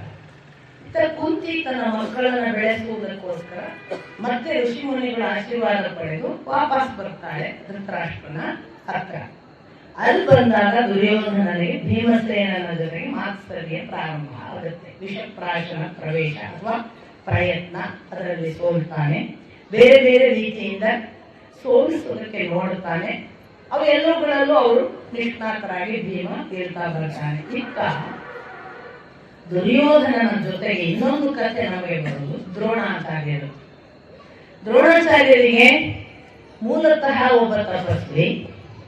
ಅಶ್ವತ್ಥಾಮನಿಗೆ ಹಾಲು ಬೇಕು ಅನ್ನುವ ಕಾರಣಕ್ಕೆ ಆ ಅಶ್ವತ್ಥಾಮನ ಹಾಲು ಹುಡುಕಿ ಪರಶುರಾಮನ ಹತ್ರ ಹೋದ್ರೆ ಪರಶುರಾಮ ಒಂದಿಷ್ಟು ಅಸ್ತ್ರಶಸ್ತ್ರಗಳನ್ನು ಹೇಳಿಕೊಡ್ತಾನೆ. ಧನ ನನ್ನ ಹತ್ರ ಇಲ್ಲ, ನಾನು ಅಸ್ತ್ರಶಸ್ತ್ರ ಹೇಳಿಕೊಡ್ತಾನೆ ಅಂತ. ಹೀಗಾಗಿ ಒಬ್ಬ ತಪಸ್ವಿ ಅನೇಕ ಬಿಲ್ವಿದ್ಯೆಗಳನ್ನು ಅಸ್ತ್ರಶಸ್ತ್ರಗಳನ್ನು ಕಲಿತಾನೆ. ಅಷ್ಟಕ್ಕೆ ಮುಗಿಸ್ಲಿಲ್ಲ, ಅವನು ಪುನಃ ಹಾಲು ಹುಡುಕಿಕೊಂಡು ದ್ರುಪದನ ಹತ್ರ ಹೋದ. ತನ್ನ ಕ್ಲಾಸ್ಮೇಟ್ ಅಂತ ನಮ್ಮೊಂದು ಇರುತ್ತಲ್ಲ ಸಲಿಗೆ, ಅಲ್ಲೂ ಹೋದ್ರೆ ದ್ರುಪದ ಗಣಿಸ್ಲಿಲ್ಲ. ಯಾಕೆ? ನಾನು ಅವನು ಸಹಪಾಠಿ ಆಗಿದ್ದಿರ್ಬೋದು, ಇವತ್ತು ನಾನು ರಾಜ, ಇವನ್ಯಾವನು ಅಂತ ತೀರ್ಮಾನ ಮಾಡಿ ಧಿಕ್ಕರಿಸಿದ. ಒಂದು ಸ್ವಲ್ಪ ಅವಮಾನಕ್ಕೆ ಒಳಗಾಗುವ ಹಾಗೆ ಮಾಡಿದ. ದ್ರೋಣರಿಗಾದ ಅವಮಾನ, ಅವ ತನ್ನ ತಪಸ್ಸಿನ ಮಾರ್ಗ ಬಿಟ್ಟು ಕ್ಷತ್ರಿಯರ ದೊರೆಗಳ ದುರ್ಯೋಧನ ಅರಮನೆಯನ್ನು ಸೇರುವ ಹಾಗೆ ಮಾಡಿತು. ಆಗಲೇ ಕೃಪಿಯನ್ನು ಮದುವೆ ಆದ್ರಿಂದ ಕೃಪಾಚಾರ್ಯರು ಈಗಾಗಲೇ ದುರ್ಯೋಧನನ ಅರಮನೆಯಲ್ಲಿದ್ರು. ದುರ್ಯೋಧನ ಕೃಪಾ ಮತ್ತು ಕೃಪಿ ಇವನಿಗೆ ಸಂಬಂಧಪಟ್ಟವರ ಹಾಗೆ ಇರೋದ್ರಿಂದ ಅರಮನೆಯಲ್ಲಿ ಕೃಪಿಯ ಗಂಡನಾಗಿ ದ್ರೋಣಾಚಾರ್ಯರನ್ನು ಕರೆದುಕೊಂಡ. ಬಿಲ್ವಿದ್ಯೆಯನ್ನು ಅವರು ಕಲಿಸಿದರು. ನೋಡಿ, ದ್ರೋಣಾಚಾರ್ಯರಿಗೆ ಪಾಂಡವಾದಿಗಳಿಗೆ ಬಿಲ್ವಿದ್ಯೆ ಕಲಿಸುವಾಗ ಟಾರ್ಗೆಟ್ ಯಾವುದು ಅಂದ್ರೆ, ಇವರು ಒಂದು ದಿನ ದ್ರೋಣಾಚಾರ್ಯರ ಜೊತೆಗೆ ಹೋಗಿಬಿಟ್ಟು ದ್ರುಪದನನ್ನು ಸೋಲಿಸಬೇಕು ಅನ್ನೋದೇ ಅವರು ವಿದ್ಯೆಯನ್ನು ಕಲಿಸುವಾಗಿದ್ದಂತಹ ಉದ್ದೇಶ. ಹಾಗಾಗಿ ಅಷ್ಟು ನಿಪುಣರನ್ನಾಗಿ ಮಾಡಿದ್ರು ದ್ರೋಣಾಚಾರ್ಯರು ಪಾಂಡವಾದಿಗಳನ್ನು. ಎಷ್ಟು ದುರ್ಯೋಧನನಿಗೂ ಬಿಲ್ವಿದ್ಯೆ ಕಲಿಸಿದ್ದಾರೆ. ಆದರೆ ಭೀಮ ಮತ್ತು ಅರ್ಜುನನ ಬಿಲ್ವಿದ್ಯೆಯ ಮುಂದೆ ಇನ್ಯಾರು ಇಲ್ಲ ಅನ್ನುವ ಹಾಗೆ ಇರುವಾಗ ಏಕಲವ್ಯನ ಉಪಾಖ್ಯಾನ ಕೂಡ ಬರುತ್ತೆ. ಆಗ ಏಕಲವ್ಯನ ಹತ್ರ ಒಂದು ಹೆಬ್ಬೆರಳು ತೆಗೆದುಕೊಂಡ ಪ್ರಸಂಗ, ಅದನ್ನು ಕೂಡ ನಾನು ನಿಮಗೆ ಹೇಳಿದ್ದೆ. ಇದಾದ ಮೇಲೆ ದ್ರೋಣಾಚಾರ್ಯರು ಸಂಪೂರ್ಣ ಸನ್ನದ್ಧರಾದ ಪಾಂಡವರ ಜೊತೆಗೆ ಮೊದಲು ಮಾಡುವ ಯುದ್ಧ ದ್ರುಪದನ ಜೊತೆಗೆ. ಪಾಂಡವಾದಿಗಳು ಮಾಡಿದ ಮೊದಲ ಯುದ್ಧದಲ್ಲಿ ದ್ರುಪದ ಸೋತು ಸುಣ್ಣಾಗಿ ಶರಣಾಗತನಾಗ್ತಾನೆ. ಯಾವ ಮಟ್ಟಕ್ಕೆ ಅಂದ್ರೆ ಅರ್ಧ ರಾಜ್ಯವನ್ನು ಪೂರ್ತಿ ಕೊಡಬೇಕಾಗಿತ್ತು. ದ್ರೋಣ ಹೇಳ್ತಾನೆ, ನಾನು ನಿನ್ನಷ್ಟು ಕೆಟ್ಟವನಲ್ಲ, ಅರ್ಧ ರಾಜ್ಯ ನಿನಗೆ, ಅರ್ಧ ರಾಜ್ಯ ಅಷ್ಟೇ ತಗೋತೇನೆ ಅಂತ. ಅರ್ಧ ರಾಜ್ಯವನ್ನು ತಾನು ಪಡೆದು ದ್ರೋಣಾಚಾರ್ಯರು ಉಳಿದದ್ದನ್ನು ಅರ್ಧವನ್ನು ದ್ರುಪದನಿಗೆ ಬಿಟ್ಟು ಯುವರಾಜ ಅಂತ ಯುಧಿಷ್ಠಿರನಿಗೆ ಪಟ್ಟಾಭಿಷೇಕ ಆಗುತ್ತೆ. ಎಲ್ಲರೂ ಆದಿಪರ್ವ ನೆನಪಿಟ್ಕೊಳ್ಬೇಕು. ಎಷ್ಟು ಆದಿಪರ್ವದಲ್ಲೇ ಬರುವ ಘಟನೆಗಳು. ಇಷ್ಟಾಗುವಾಗ ಈ ಕಡೆ ದುರ್ಯೋಧನಾದಿಗಳಿಗೆ ಮತ್ಸರ ಇನ್ನು ಹೆಚ್ಚಾಯ್ತು, ಯುವರಾಜನಾದನಲ್ಲ ಅಂತ. ಅದಕ್ಕೆ ಅವ್ರೇನ್ ಮಾಡಿದ್ರು, ಇವರನ್ನು ವಾರಣಾವತಕ್ಕೆ ಕಳಿಸಿ ಅರಗಿನ ಮನೆಯಲ್ಲಿ ಸುಡೋಣ ಅಂತ ಪ್ರಯತ್ನ ಪಟ್ಟರು. ಹಾಗಾಗಿ ಯುವರಾಜ ಪಟ್ಟಾಭಿಷಿಕ್ತನಾದವನನ್ನು ವಾರಣಾವತದಲ್ಲಿ ಭಾರಿ ಉತ್ಸವ, ನೀವು ಒಂದಿಷ್ಟು ಕಾಲ ಅಲ್ಲಿದ್ದು ಬನ್ನಿ, ನಾನು ಅಲ್ಲೆಲ್ಲ ವ್ಯವಸ್ಥೆ ಮಾಡಿದ್ದೇನೆ ಅಂತ ಧೃತರಾಷ್ಟ್ರ ಸುಳ್ಳು ಹೇಳಿ ದುರ್ಯೋಧನ ಅದಕ್ಕೊಂದು ಪುರೋಚನ ಅನ್ನುವ ತನ್ನ ಜನವನ್ನು ಅಲ್ಲಿಟ್ಟು ವ್ಯವಸ್ಥೆ ಎಲ್ಲ ಮಾಡಿದ್ದ, ನಿಮಗೆ ಗೊತ್ತು. ಆದ್ರೆ ಅರಗಿನ ಮನೆಗೆ ಹೋಗುವಾಗ ಹೀಗೊಂದು ತೊಂದರೆ ಬರುತ್ತದೆ ಅನ್ನೋದನ್ನು ವಿದುರ ಸೂಚಿಸಿದ್ದರಿಂದ ಮತ್ತು ಮುಂಜಾಗ್ರತಾ ಕ್ರಮಗಳನ್ನೆಲ್ಲ ಕೆಲವು ಸೂಚ್ಯ ಭಾಷೆಯಲ್ಲಿ ಸಾಂಕೇತಿಕವಾಗಿ ವಿದುರ ತನ್ನ ದೂತರ ಮುಖಾಂತರ ಹೇಳಿಸಿದ್ದರಿಂದ ಯುಧಿಷ್ಠಿರನಿಗೆ ಮತ್ತು ಭೀಮಾದಿಗಳಿಗೆ ಗೊತ್ತಿತ್ತು ತಾವು ಹೇಗೆ ಪಾರಾಗಬೇಕು, ಇದು ಏನೋ ಸಮಸ್ಯೆ ಇದೆ ಅಂತ. ಅದಕ್ಕನುಗುಣವಾಗಿ ಅವರು ಅಲ್ಲಿಂದ ಪಾರಾದರು, ಕುಂತಿ ಸಹಿತರಾಗಿ ನಿಮಗೆ ಗೊತ್ತು. ಹಾಗೆ ಬಂದವರು ಅವರು ಹೇಳಿಂದೆ ಅಲ್ಲಿ ಒಂದು ಪ್ರೇಮ ಪ್ರಕರಣ ಭೀಮನದ್ದು, ಘಟೋತ್ಕಚ ಹುಡ್ತಾನೆ, ಅದು ಅಲ್ಲಿಯೇ ನಡೆದಿರ್ತದೆ. ಇದರ ಜೊತೆಗೆ ಬಕಾಸುರನ ಯುದ್ಧ, ಬಕನ ನಾಶ, ಇದು ಆದ ನಂತರದಲ್ಲಿ ಅವರು ಬಂದು ಸೇರುವುದು. ಇಷ್ಟವರೆಗೂ ಅವರೆಲ್ಲ ಇದೆಲ್ಲ ಮಾಡಿಕೊಂಡು ಏಕಚಕ್ರಿ ನಗರದಲ್ಲಿ ಇರ್ತಾರೆ. ಅಲ್ಲಿ ವೇದವ್ಯಾಸರು ಬಂದವರಿಗೆ ಸೂಚನೆ ಕೊಡ್ತಾರೆ, ಪಾಂಚಾಲ ನಗರಕ್ಕೆ ಹೋಗಿ ಅಲ್ಲಿ ದ್ರೌಪದಿಯ ಸ್ವಯಂವರ ಆಗ್ತಾ ಇದೆ. ಈ ದ್ರೌಪದಿ ಯಾರು? ಯಾವಾಗ ದ್ರುಪದ ಸೋತನಲ್ಲ ದ್ರೋಣಾಚಾರ್ಯರಿಂದ, ಆಗ ಅವನನ್ನು ಯಜ್ಞ ಮಾಡಿ ಪಡೆದದ್ದು ಒಂದು ದೃಷ್ಟದ್ಯುಮ್ನನನ್ನು, ಇನ್ನೊಂದು ದ್ರೌಪದಿಯನ್ನು. ಅವನು ಚಾಲೆಂಜ್ ಏನು ಅಂದ್ರೆ, ಈ ಇವನನ್ನು ಕೊಲ್ಲುವ ಮಗ ನನಗೆ ಹುಟ್ಟಬೇಕು ಅಂತ, ದ್ರೋಣನನ್ನು ಕೊಲ್ಲುವ ಮಗ. ಹಾಗೆ ಹುಟ್ಟಿದವ ದೃಷ್ಟದ್ಯುಮ್ನ. ದ್ರೌಪದಿಯನ್ನು ಕೂಡ ಒಂದು ಅರ್ಜುನನಾದಿಗಳಾದ ಅಥವಾ ಅರ್ಜುನನಿಗೆ ಮದುವೆ ಮಾಡಿಸಿಕೊಡ್ಬೇಕು ಅನ್ನೋ ಒಂದು ಉದ್ದೇಶ ಇಟ್ಕೊಂಡು ಹುಟ್ಟಿಸಿದ ಹಾಗೆ ಪಾಂಡವರನ್ನ ವಶಪಡಿಸಿಕೊಳ್ಳುವುದಕ್ಕೆ ಮಗಳು ಅಂತ. ಹೀಗೆ ಹುಟ್ಟಿಸಿದ ಮಕ್ಕಳ ಕಥೆಯನ್ನು ಅಲ್ಲಿ ಹೋಗಿ ವೇದವ್ಯಾಸರು ಹೇಳ್ತಾರೆ ಇವರಿಗೆ ಏಕಚಕ್ರಿ ನಗರದಲ್ಲಿ. ವೇದವ್ಯಾಸರು ಹೇಳಿ ಅವಳ ಮದುವೆ ಇದೆ, ನೀವು ಹೋಗಬೇಕು ಅಂತ. ಆ ಘಟನೆಗೆ ಅನುಸಾರವಾಗಿ ವೇದವ್ಯಾಸರ ಮಾತನ್ನು ತಿಳಿದುಕೊಂಡು ಇವರು ಅಲ್ಲಿಂದ ಪಾಂಚಾಲ ನಗರದಲ್ಲಿ ಒಂದು ಕುಂಬಾರರ ಮನೆಯಲ್ಲಿ ಬಂದಿದ್ದಾರೆ. ಹಾಗೆ ಇದ್ದುಕೊಂಡು ದ್ರೌಪದಿಯ ಸ್ವಯಂವರದ ಮತ್ಸ್ಯಭೇದನಕ್ಕೆ 5 ಜನ ಬ್ರಾಹ್ಮಣ ವಟುಗಳ ಹಾಗೆ ವೇಷದಲ್ಲಿ ಬರ್ತಾರೆ. ಆಗ ಮತ್ಸ್ಯಭೇದನ ಆಗುತ್ತೆ, ದ್ರೌಪದಿ ಸ್ವಯಂವರ ಆಗುತ್ತೆ. ಆ ಬಳಿಕ ದ್ರುಪದನ ಅರಮನೆಯಲ್ಲಿ ಇರ್ತಾರೆ. ದ್ರುಪದನಿಗೆ ಅರಮನೆಯಲ್ಲಿರುವುದರಿಂದ ಒಂದು ರಾಜಮರ್ಯಾದೆಯ ಬಲ ಬಂತು ಯುಧಿಷ್ಠಿರಾದಿಗಳಿಗೆ. ಎರಡನೇದು ಕೃಷ್ಣ ಅವರಿಗೆ ತನ್ನ ಕಡೆಯಿಂದ ಎಷ್ಟು ಸಾಧ್ಯ ಅಷ್ಟನ್ನು ಒಂಥರ ಈ ಹೆಣ್ಣು ಮನೆಗೆ ಕೊಡುವಾಗ ಏನೆಲ್ಲ ಕೊಡ್ತಾರಲ್ಲ ಆ ತರದ ಸಿಕ್ಕಾಪಟ್ಟೆ ರಥ, ಕುದುರೆ ಇವುಗಳನ್ನೆಲ್ಲ ದಾನ ಮಾಡ್ತಾನೆ ಕೃಷ್ಣ ಕೂಡ. ಸುದ್ದಿ ದುರ್ಯೋಧನಿಗೆ ಗೊತ್ತಾಯಿತು, ಮತ್ತೆ ಪಾಂಡವಾದಿಗಳು ಬಲಿಷ್ಠರಾಗಿದ್ದಾರೆ. ಇಷ್ಟು ಆದಾಗ ಈ ಘಟನೆಯ ಹೊತ್ತಿಗೆ ಅವರು ಅಲ್ಲಿ ಇದ್ದು ಸ್ವಲ್ಪ ಬಲಿಷ್ಠರಾಗಿ ಈಗ ಹೇಳ್ತಾರೆ, ನೀವು ನನ್ನನ್ನು ಯುವರಾಜ ಪಟ್ಟಾಭಿಷೇಕ ಇದ್ದಾಗ ಇಷ್ಟೆಲ್ಲ ಮಾಡಿ ಓಡಿಸಿದ್ದೀರಿ, ಇದೆಲ್ಲ ಆಗಿದೆ, ಮುಗೀತು, ಮುಗಿದ ಕಥೆ. ಈಗ ನಮಗೆ ನಮ್ಮ ಪಾಲು ಕೊಡಿ ಅಂತ. ಪಾಲು ಕೊಡ್ಲೇಬೇಕಲ್ಲ, ಪಾಂಡುವಿನ ಪಾಲನ್ನು ಕೊಡಿ. ಆ ಪಾಂಡುವಿನ ಪಾಲನ್ನು ಕೊಡ್ಲೇಬೇಕಾದಂತಹ ಅನಿವಾರ್ಯ ಅವಸ್ಥೆ ಬಂದಾಗ ಸಿಕ್ಕಾಪಟ್ಟೆ ವಾದ ವಿವಾದಗಳು. ನಿಮಗೆ ನಾನು ಹೇಳಿದ್ದೇನೆ, ಭೀಷ್ಮ, ದ್ರೋಣ, ವಿದುರರು ಮಾತ್ರ ಕೊಡಿ ಅಂತ ಹೇಳೋದು. ಕರ್ಣ, ಶಕುನಿ, ದುಶ್ಯಾಸನ, ದುರ್ಯೋಧನರು ಕೊಡ್ಲೇಬಾರ್ದು ಅಂತ. ಕಡೆಗೂ ಒಂದು ಪಾಲು ಕೊಡ್ತಾರೆ. ಅದೇ ಅವರು ಕೊಟ್ಟ ಪಾಲಿನ ಭಾಗ ಇಂದ್ರಪ್ರಸ್ಥ. ಆ ಇಂದ್ರಪ್ರಸ್ಥ ಆಗ ಬರಡು ಭೂಮಿ, ಅದೇನು ಸಮೃದ್ಧವಾದ ಬಹಳ ಶ್ರೀಮಂತವಾದ ಭೂಮಿ ಅಲ್ಲ. ಆ ಇಂದ್ರಪ್ರಸ್ಥಕ್ಕೆ ಈ ಯುಧಿಷ್ಠಿರಾದಿಗಳು ಬರ್ತಾರೆ. ಬಂದಾಗ ಅವರಲ್ಲಿ ಎಲ್ಲವೂ ಸಮೃದ್ಧವಾಗಿರುವುದಿಲ್ಲ. ನಾನು ಈಗಾಗಲೇ ಹೇಳಿದಾಗ ಒಂದು ಭೂಮಿ, ಬರಡು ಭೂಮಿ ಇರ್ತದೆ. ಆ ಹೊತ್ತಿಗೆ ಅಲ್ಲಿ ಅಗ್ನಿ ಬಂದು ಒಂದು ವಿನಂತಿ ಮಾಡ್ತಾನೆ ಒಂದು ದಿನ ಕೃಷ್ಣಾರ್ಜುನರಿಗೆ. ಏನು ಅಂದ್ರೆ, ಖಾಂಡವನ ದಹನ ಮಾಡಲಿಕ್ಕೆ ನಮಗೆ ಅನುಕೂಲ ಮಾಡಿಕೊಡಿ. ಈ ಖಾಂಡವನ ದಹನವನ್ನ ಅನುಕೂಲ ಮಾಡಿಕೊಟ್ಟದ್ದಕ್ಕಾಗಿ ಕೃಷ್ಣ ಮತ್ತು ಅರ್ಜುನರಿಗೆ ಅನೇಕ ಉಪಕಾರಗಳನ್ನು ಅಗ್ನಿ ಮಾಡ್ತಾನೆ. ಆಗ ಮೊದಲನೇ ಬಾರಿಗೆ ನಮಗೆ ಗೊತ್ತಾಗೋದು, ಅರ್ಜುನನಿಗೆ ಗಾಂಡೀವ ಅನ್ನುವ ಪ್ರಥಮ ಯಾವ ಬಿಲ್ಲಿನ ಹೆಸರನ್ನು ಪದೇ ಪದೇ ಗಾಂಡೀವಿ ಅಂತ ಅವನಿಗೆ ಹೇಳ್ತೀವಲ್ಲ, ಆ ಗಾಂಡೀವ ಧನುಸ್ಸನ್ನು ಕೊಟ್ಟವ ಅಗ್ನಿ. ಮತ್ತು ಕಪಿಧ್ವಜನಾದ ರಥವಿತ್ತು ಅಂತ ಹೇಳ್ತೇವೆ ನಾವು, ಅದನ್ನು ಕೊಟ್ಟದ್ದು ಕೂಡ ಅಗ್ನಿ. ಅಷ್ಟು ಮಾತ್ರ ಅಲ್ಲ, ಅವರು ಎಷ್ಟು ಬಾಣ ಉಪಯೋಗ ಮಾಡಿದ್ರು ಅದು ಅಕ್ಷಯವಾಗುವಂತಹ ತೂಣೀರ, ಅಕ್ಷಯ ತೂಣೀರ, ಅಕ್ಷಯವಾದ ಬತ್ತಳಿಕೆಯನ್ನು ಕೊಟ್ಟದ್ದು ಕೂಡ ಅಗ್ನಿ. ಇದು ಇಷ್ಟು ಅರ್ಜುನನಿಗೆ ಅನುಗ್ರಹ ಮಾಡಿದ್ರೆ ಕೃಷ್ಣನಿಗೆ ವರುಣನ ಮುಖಾಂತರ ಬೇಡಿಕೊಂಡು ಕೌಮೋದಕಿ ಅನ್ನುವ ಗದೆಯನ್ನು ಕೊಡ್ತಾನೆ, ಸುದರ್ಶನ ಚಕ್ರವನ್ನು ಕೊಡ್ತಾನೆ. ಅಲ್ಲಿವರೆಗೆ ಕೃಷ್ಣನಲ್ಲಿ ಶಸ್ತ್ರಾಸ್ತ್ರಗಳಿದ್ದ ಉಲ್ಲೇಖಗಳು ನಮಗೆ ಬರುತ್ತದೆ. ಅಲ್ಲಿ ಪ್ರಥಮ ಸಹಾಯ ಅಂತ ಅಂದ್ರೆ ಈ ಅಗ್ನಿಯ ಸಹಾಯಕ್ಕೆ ಗಾಂಡೀವ ಮತ್ತು ಸುದರ್ಶನ ಚಕ್ರವನ್ನು ಇಟ್ಟುಕೊಂಡೇ ಕಾಂಡವರ ದಹನ ಮಾಡುವುದಕ್ಕೆ ಅವರಿಗೂ ಸಹಾಯ ಮಾಡುವುದು. ಇದನ್ನು ಕೊಟ್ಟವ ಪ್ರಥಮದಲ್ಲಿ ಅಗ್ನಿ. ಇದು ಒಂದು ಭಾಗ. ಆಗ ಅಲ್ಲಿ ಯಾರೂ ಬದುಕಲಿಲ್ಲ, ನಿಮಗೆ ಗೊತ್ತು. ಎಲ್ಲ ಆಲ್ಮೋಸ್ಟ್ ಒಬ್ಬ ಅಶ್ವಸೇನ ಅನ್ನುವ ಸರ್ಪ, ಒಂದು ಪಕ್ಷಿಯ ಕುಟುಂಬ ಬಿಟ್ಟರೆ ಮಯ, ಮೂರೇ ಬದುಕು. ಎಲ್ಲರನ್ನೂ ಸುಟ್ಟು ಭಸ್ಮ ಮಾಡಿದ್ದಾನೆ ಅರ್ಜುನನ ಸಹಾಯದಿಂದ. ಈ ಮಯ ಸುಟ್ಟು ಹೋಗ್ತಿದ್ದ, ಅವನು ತಾನಿನ್ನೇನು ಸುಡ್ತೇನೆ ಅನ್ನುವಾಗ ಅರ್ಜುನನಿಗೆ ಬಂದು ಶರಣಾಗತನಾದ. ನಿಮ್ಗೆ ಯಾವ ಘಟನೆ ಗೊತ್ತು. ಹೀಗೆ ಬಂದು ಶರಣಾಗತನಾದ ಮಯನನ್ನು ಅರ್ಜುನ ಶರಣಾಗತನಾದವನನ್ನು ರಕ್ಷಿಸ್ತೇನೆ ಅಂತ ಒಪ್ಪಿಕೊಂಡಾಗ ಕೃಷ್ಣ ಸುಮ್ಮನೆ ಇರಬೇಕಾಗ್ತದೆ, ಇಲ್ಲ ಕೃಷ್ಣ ಕೊಲ್ಲಿಕ್ಕೆ ಹೊರಟಿರ್ತಾನೆ. ಆಗ ಮಯ ತನಗೆ ಜೀವದಾನ ಮಾಡಿದ್ದಕ್ಕೆ ತಾನು ನಿಮಗೆ ಏನಾದ್ರೂ ಮಾಡ್ತೇನೆ, ನನಗೆ ನಿಮ್ಮ ಉಪಕಾರಕ್ಕೆ ಪ್ರತ್ಯುಪಕಾರ ಅಂದ್ರೆ ನೋಡಿ, ಯಾರೇ ಒಂದು ಉಪಕಾರ ತಗೊಂಡ್ರೆ, ಒಂದು ಸೇವೆ ತಗೊಂಡ್ರೆ ಮರಳಿ ಅದನ್ನ ಮುಟ್ಟಿಸ್ಬೇಕು ಅನ್ನೋ ಒಂದು ಧ್ಯೇಯವನ್ನ ಕೂಡ ಹೇಳುತ್ತೆ ಈ ಕಥೆ. ಮಯ ಹೇಳ್ತಾರೆ, ನಾನು ಏನ್ ಕೊಟ್ರೆ ನನ್ನ ಋಣ ಸಂದಾಯ ಆಗುತ್ತೆ, ಹಾಗೊಂದು ಮಾಡಕ್ ಅವಕಾಶ, ನಮ್ಗೆ ಏನು ಬೇಡ ಅಂತಾರೆ ಇವರಿಬ್ರು. ಆದ್ರೆ ಮಯ ಕೇಳೋದೇ ಇಲ್ಲ. ಕಟ್ಟ ಕಡೆಗೆ ಕೃಷ್ಣ ಹೇಳ್ತಾನೆ, ಹಾಗಾದ್ರೆ ಆ ಬರಡು ಭೂಮಿಯಲ್ಲಿ ಒಂದು ಒಳ್ಳೆಯ ಇಂದ್ರಭವನ, ಇಲ್ಲಿಯವರೆಗೆ ಯಾರು ನೋಡಿರಬಾರ್ದು ಅಂತ ಮಾಯಾಲೋಕದ ಒಂದು ಅರಮನೆಯನ್ನ ನಿರ್ಮಾಣ ಮಾಡುವುದು. ಹಾಗೆ ನಿರ್ಮಾಣ ಆಯಿತು ಇಂದ್ರಪ್ರಸ್ಥದಲ್ಲಿ ಇಂದ್ರಭವನ.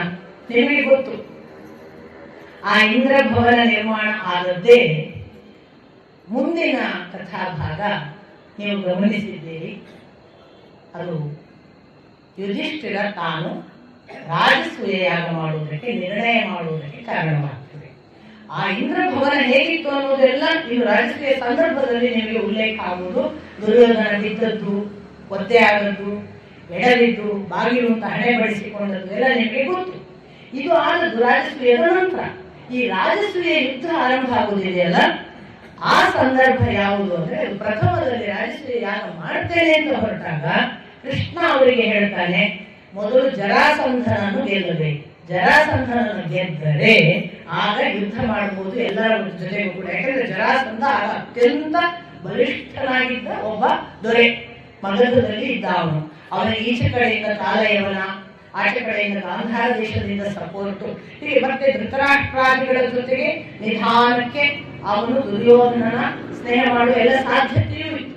ಮತ್ತೆ ಅವರಿಗೆ ಯಾರವರ ಮೇಲೆ ಸಿಕ್ಕಾಪಟ್ಟೆ ಸಿಟ್ಟು, ಯಾಕಂದ್ರೆ ಅವನ ಇಬ್ಬರು ಹೆಣ್ಣು ಮಕ್ಕಳನ್ನ ಕಂಸನಿಗೆ ಮದುವೆ ಮಾಡಿ ಕೊಟ್ಟಿದ್ದ.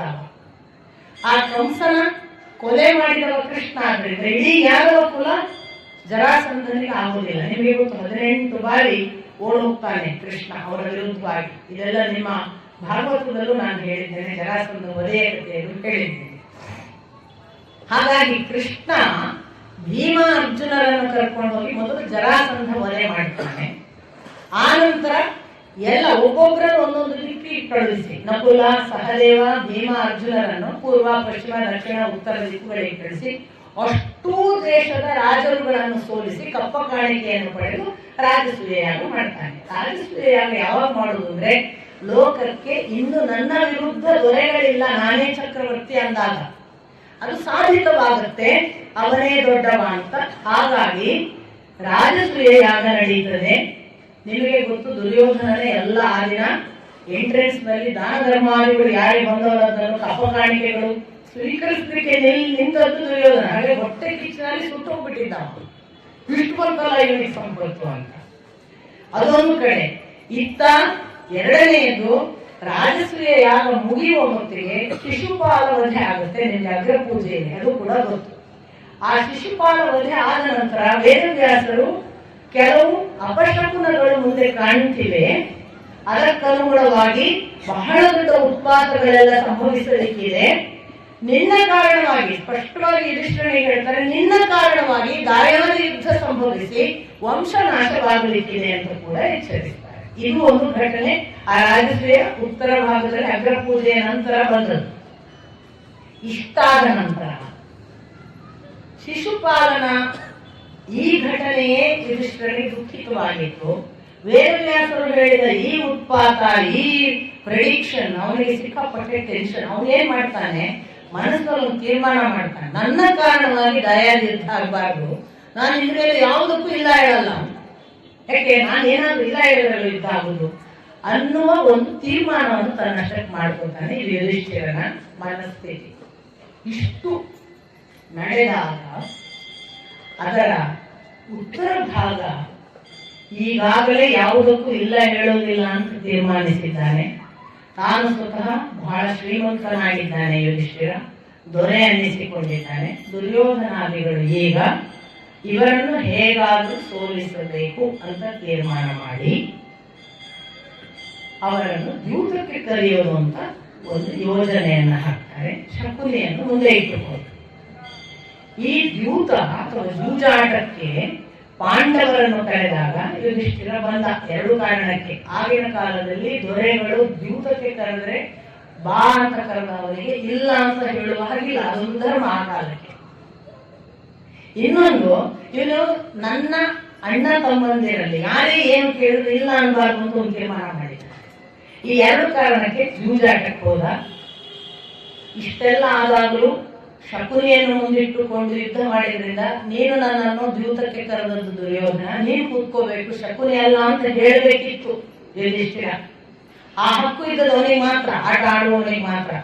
ಅವನು ಹೇಳಲಿಲ್ಲ. ಯಾಕೆ, ಇದೇ ಕಾರಣ, ನಾನು ಹೇಳುದ್ರಿಂದ ಏನಾದ್ರು ಅಪಘಾತ ಆಗುದು ಬೇಡ, ನನ್ನಿಂದಾಗಿ ಯುದ್ಧ ಬೇಡ ಅಂತ ಇವನು ಎಲ್ಲಕ್ಕೂ ಮುಚ್ಚಿಕೊಂಡದ್ದು. ಭೀಷ್ಮಾಚಾರ್ಯರು ಆ ಮಾತನ್ನು ಹೇಳ್ತಾರೆ.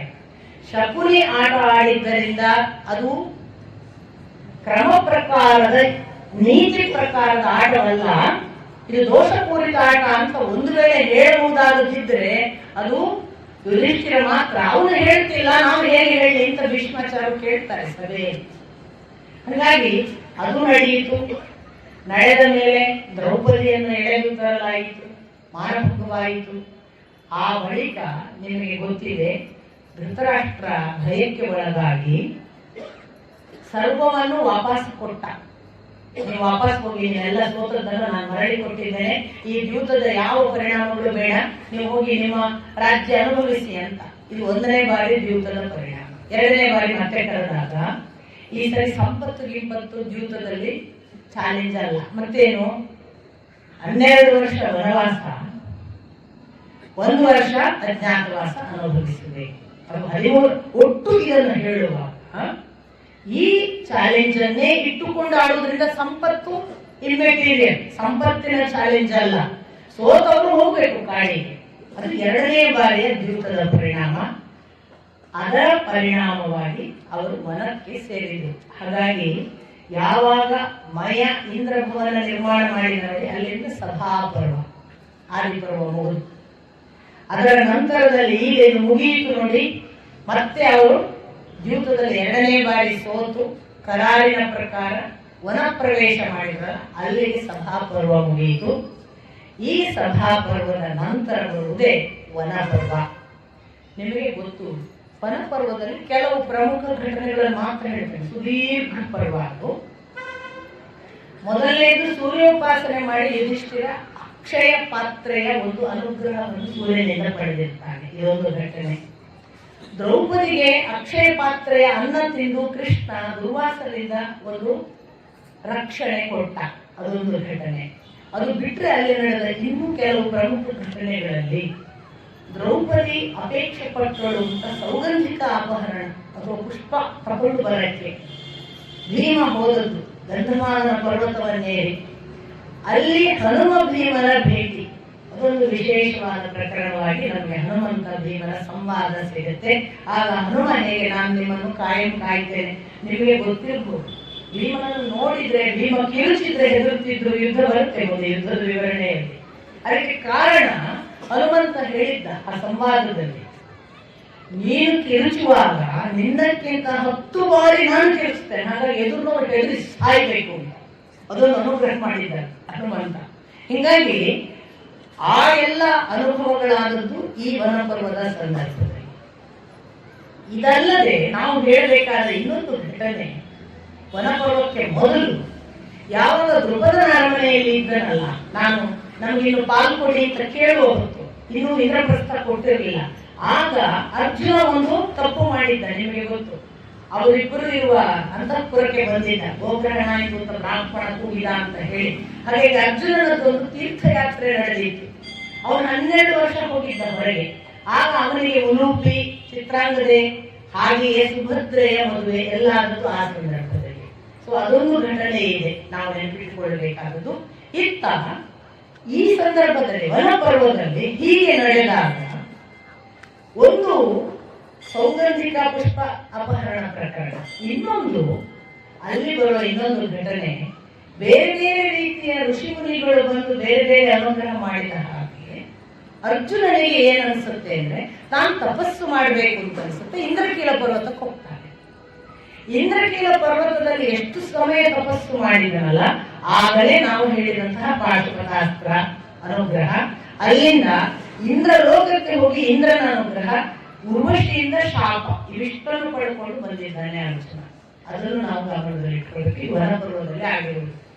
ಈ ಮಧ್ಯೆ ಕಿರ್ವೀರ ಅನ್ನುವ ಒಬ್ಬ ರಾಕ್ಷಸನನ್ನು ವಧೆ ಮಾಡ್ತಾನೆ ಭೀಮ.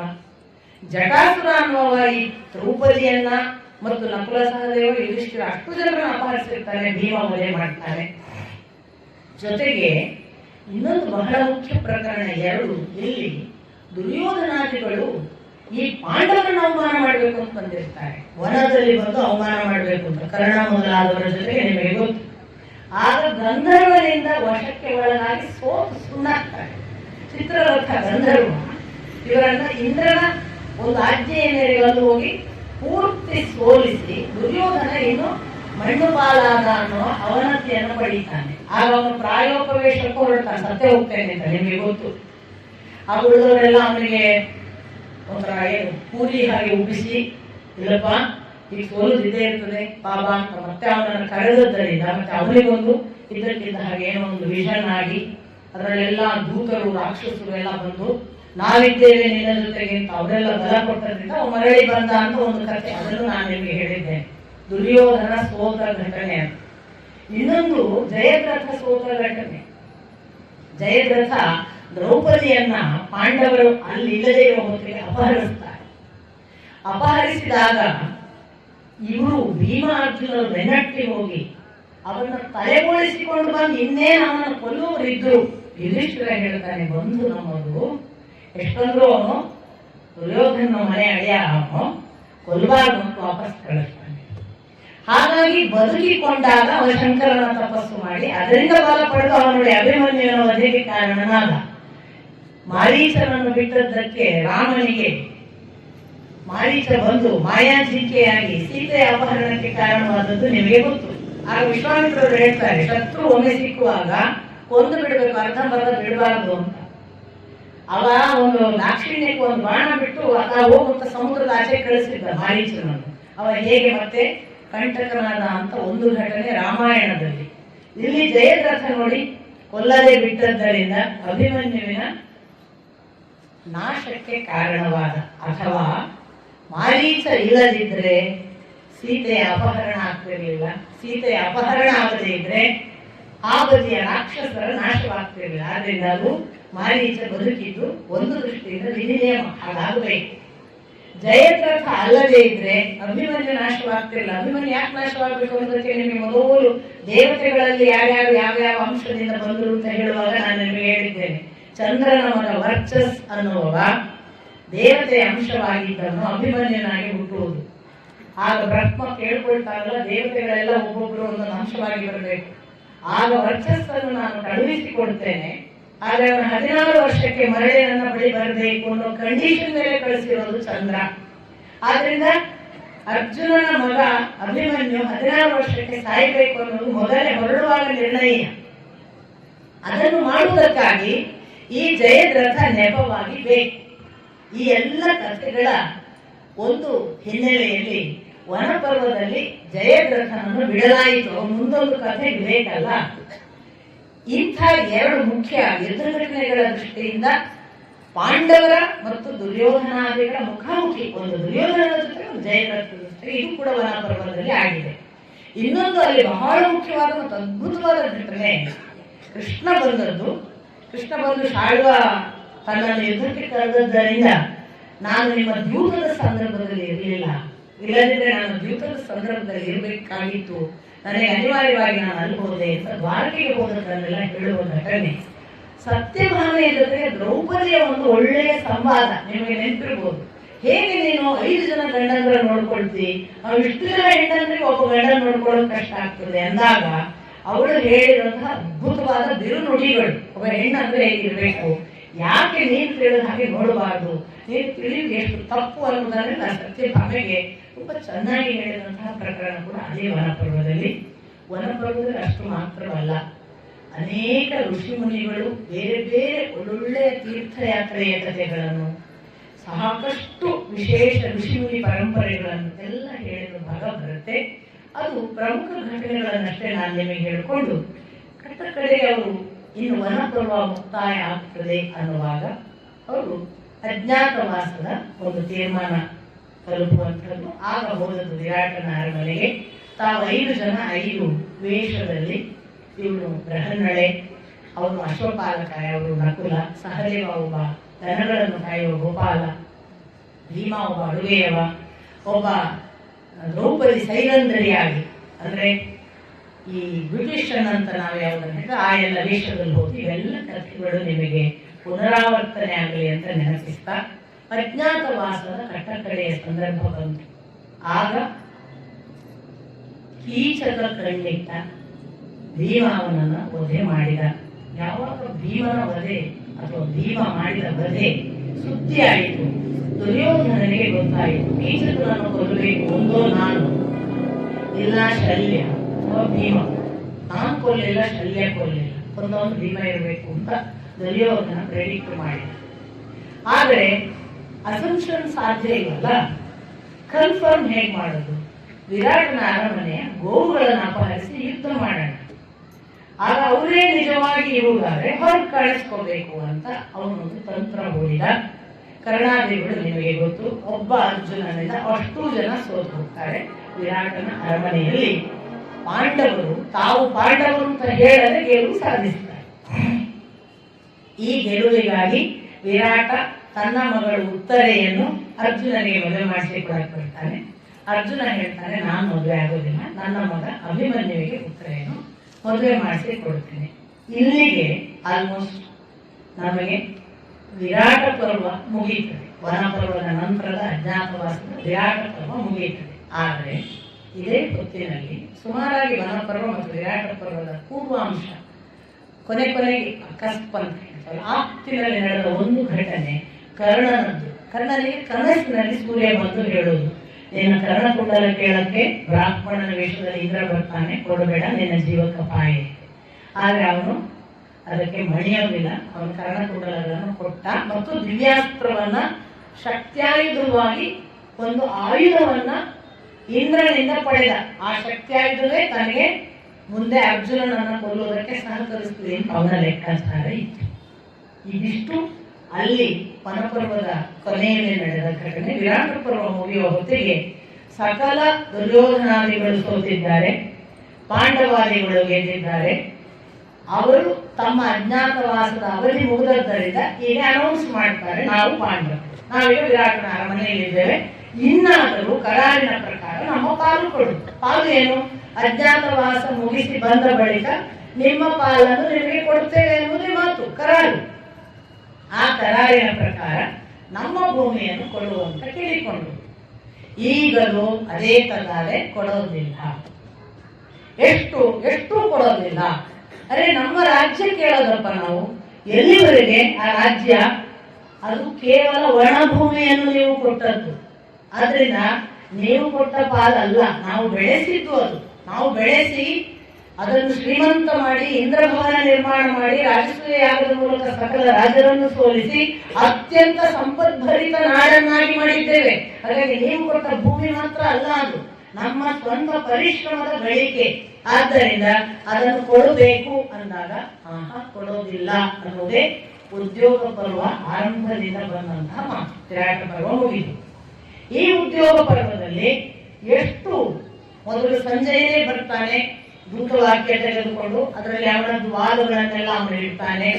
ಕೃಷ್ಣ ಅದಕ್ಕೆ ಬೇಕಾದಂತೆ ಯಾಕೆ ಯುದ್ಧ ಮಾಡಬೇಕು ಅನ್ನುವ ಬೇರೆ ಬೇರೆ ಕಾರಣಗಳನ್ನ ಅಥವಾ ಪಾಲು ಯಾಕೆ ಕೊಡಬೇಕು ಅನ್ನೋದಕ್ಕೆ ಎಲ್ಲರ ಸಮರ್ಥನೆಗಳನ್ನ ಕೊಟ್ಟರೂ ಕೂಡ ಯಾರು ಒಪ್ಕೊಳ್ಳೋದಿಲ್ಲ. ನಿಮಗೆ ಗೊತ್ತಿದೆ, ಪ್ರತಿ ಸಾರಿಯೂ ಕೂಡ ಸಂಜಯ ಹೋಗಿ ಧೃತರಾಷ್ಟ್ರನ ಬೈತಾನೆ, ಭೀಷ್ಮಾದಿಗಳು ಬೈತಾರೆ, ವಿದುರ ಹೇಳ್ತಾನೆ. ವಿದುರ ನೀತಿ ಕೂಡ ಅಲ್ಲೇ ಬರುತ್ತೆ, ಆ ಉದ್ಯೋಗ ಪರ್ವದಲ್ಲೇ ಬರುವಂಥದ್ದು. ಯಾವುದಕ್ಕೂ ಮಣಿಯದೆ ಪಾಲ್ ಕೊಡೋದಿಲ್ಲ. ಯಾಕೆ ಕೊಡೋದಿಲ್ಲ ಅಂದ್ರೆ ಅದು ನಾವು ಗೆದ್ದದ್ದು.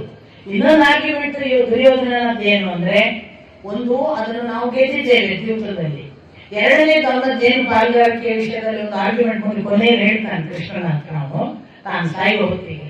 ಏನು ಅಂದ್ರೆ, ಪಾಲು ಕೊಡುವಾಗ, ಆರಂಭದಲ್ಲಿ ಕೊಡುವಾಗಲೇ ನಾನು ಮಹಾ ಪುಟ್ಟ ಬಾಲಕ, ನಮ್ಮ ಅಪ್ಪ ಕೊಟ್ಟರು, ನಾನು ಬೆಳೆದವನಿದ್ರೆ ಆಗಲೇ ಪಾಲು ಕೊಡಕ್ಕೆ ಅವ್ರಿಗೆ ಅರ್ಥ ಇಲ್ಲ ಅಂತ ಹೇಳಿ ನಿಲ್ಲಿಸ್ತಿದ್ದೆ.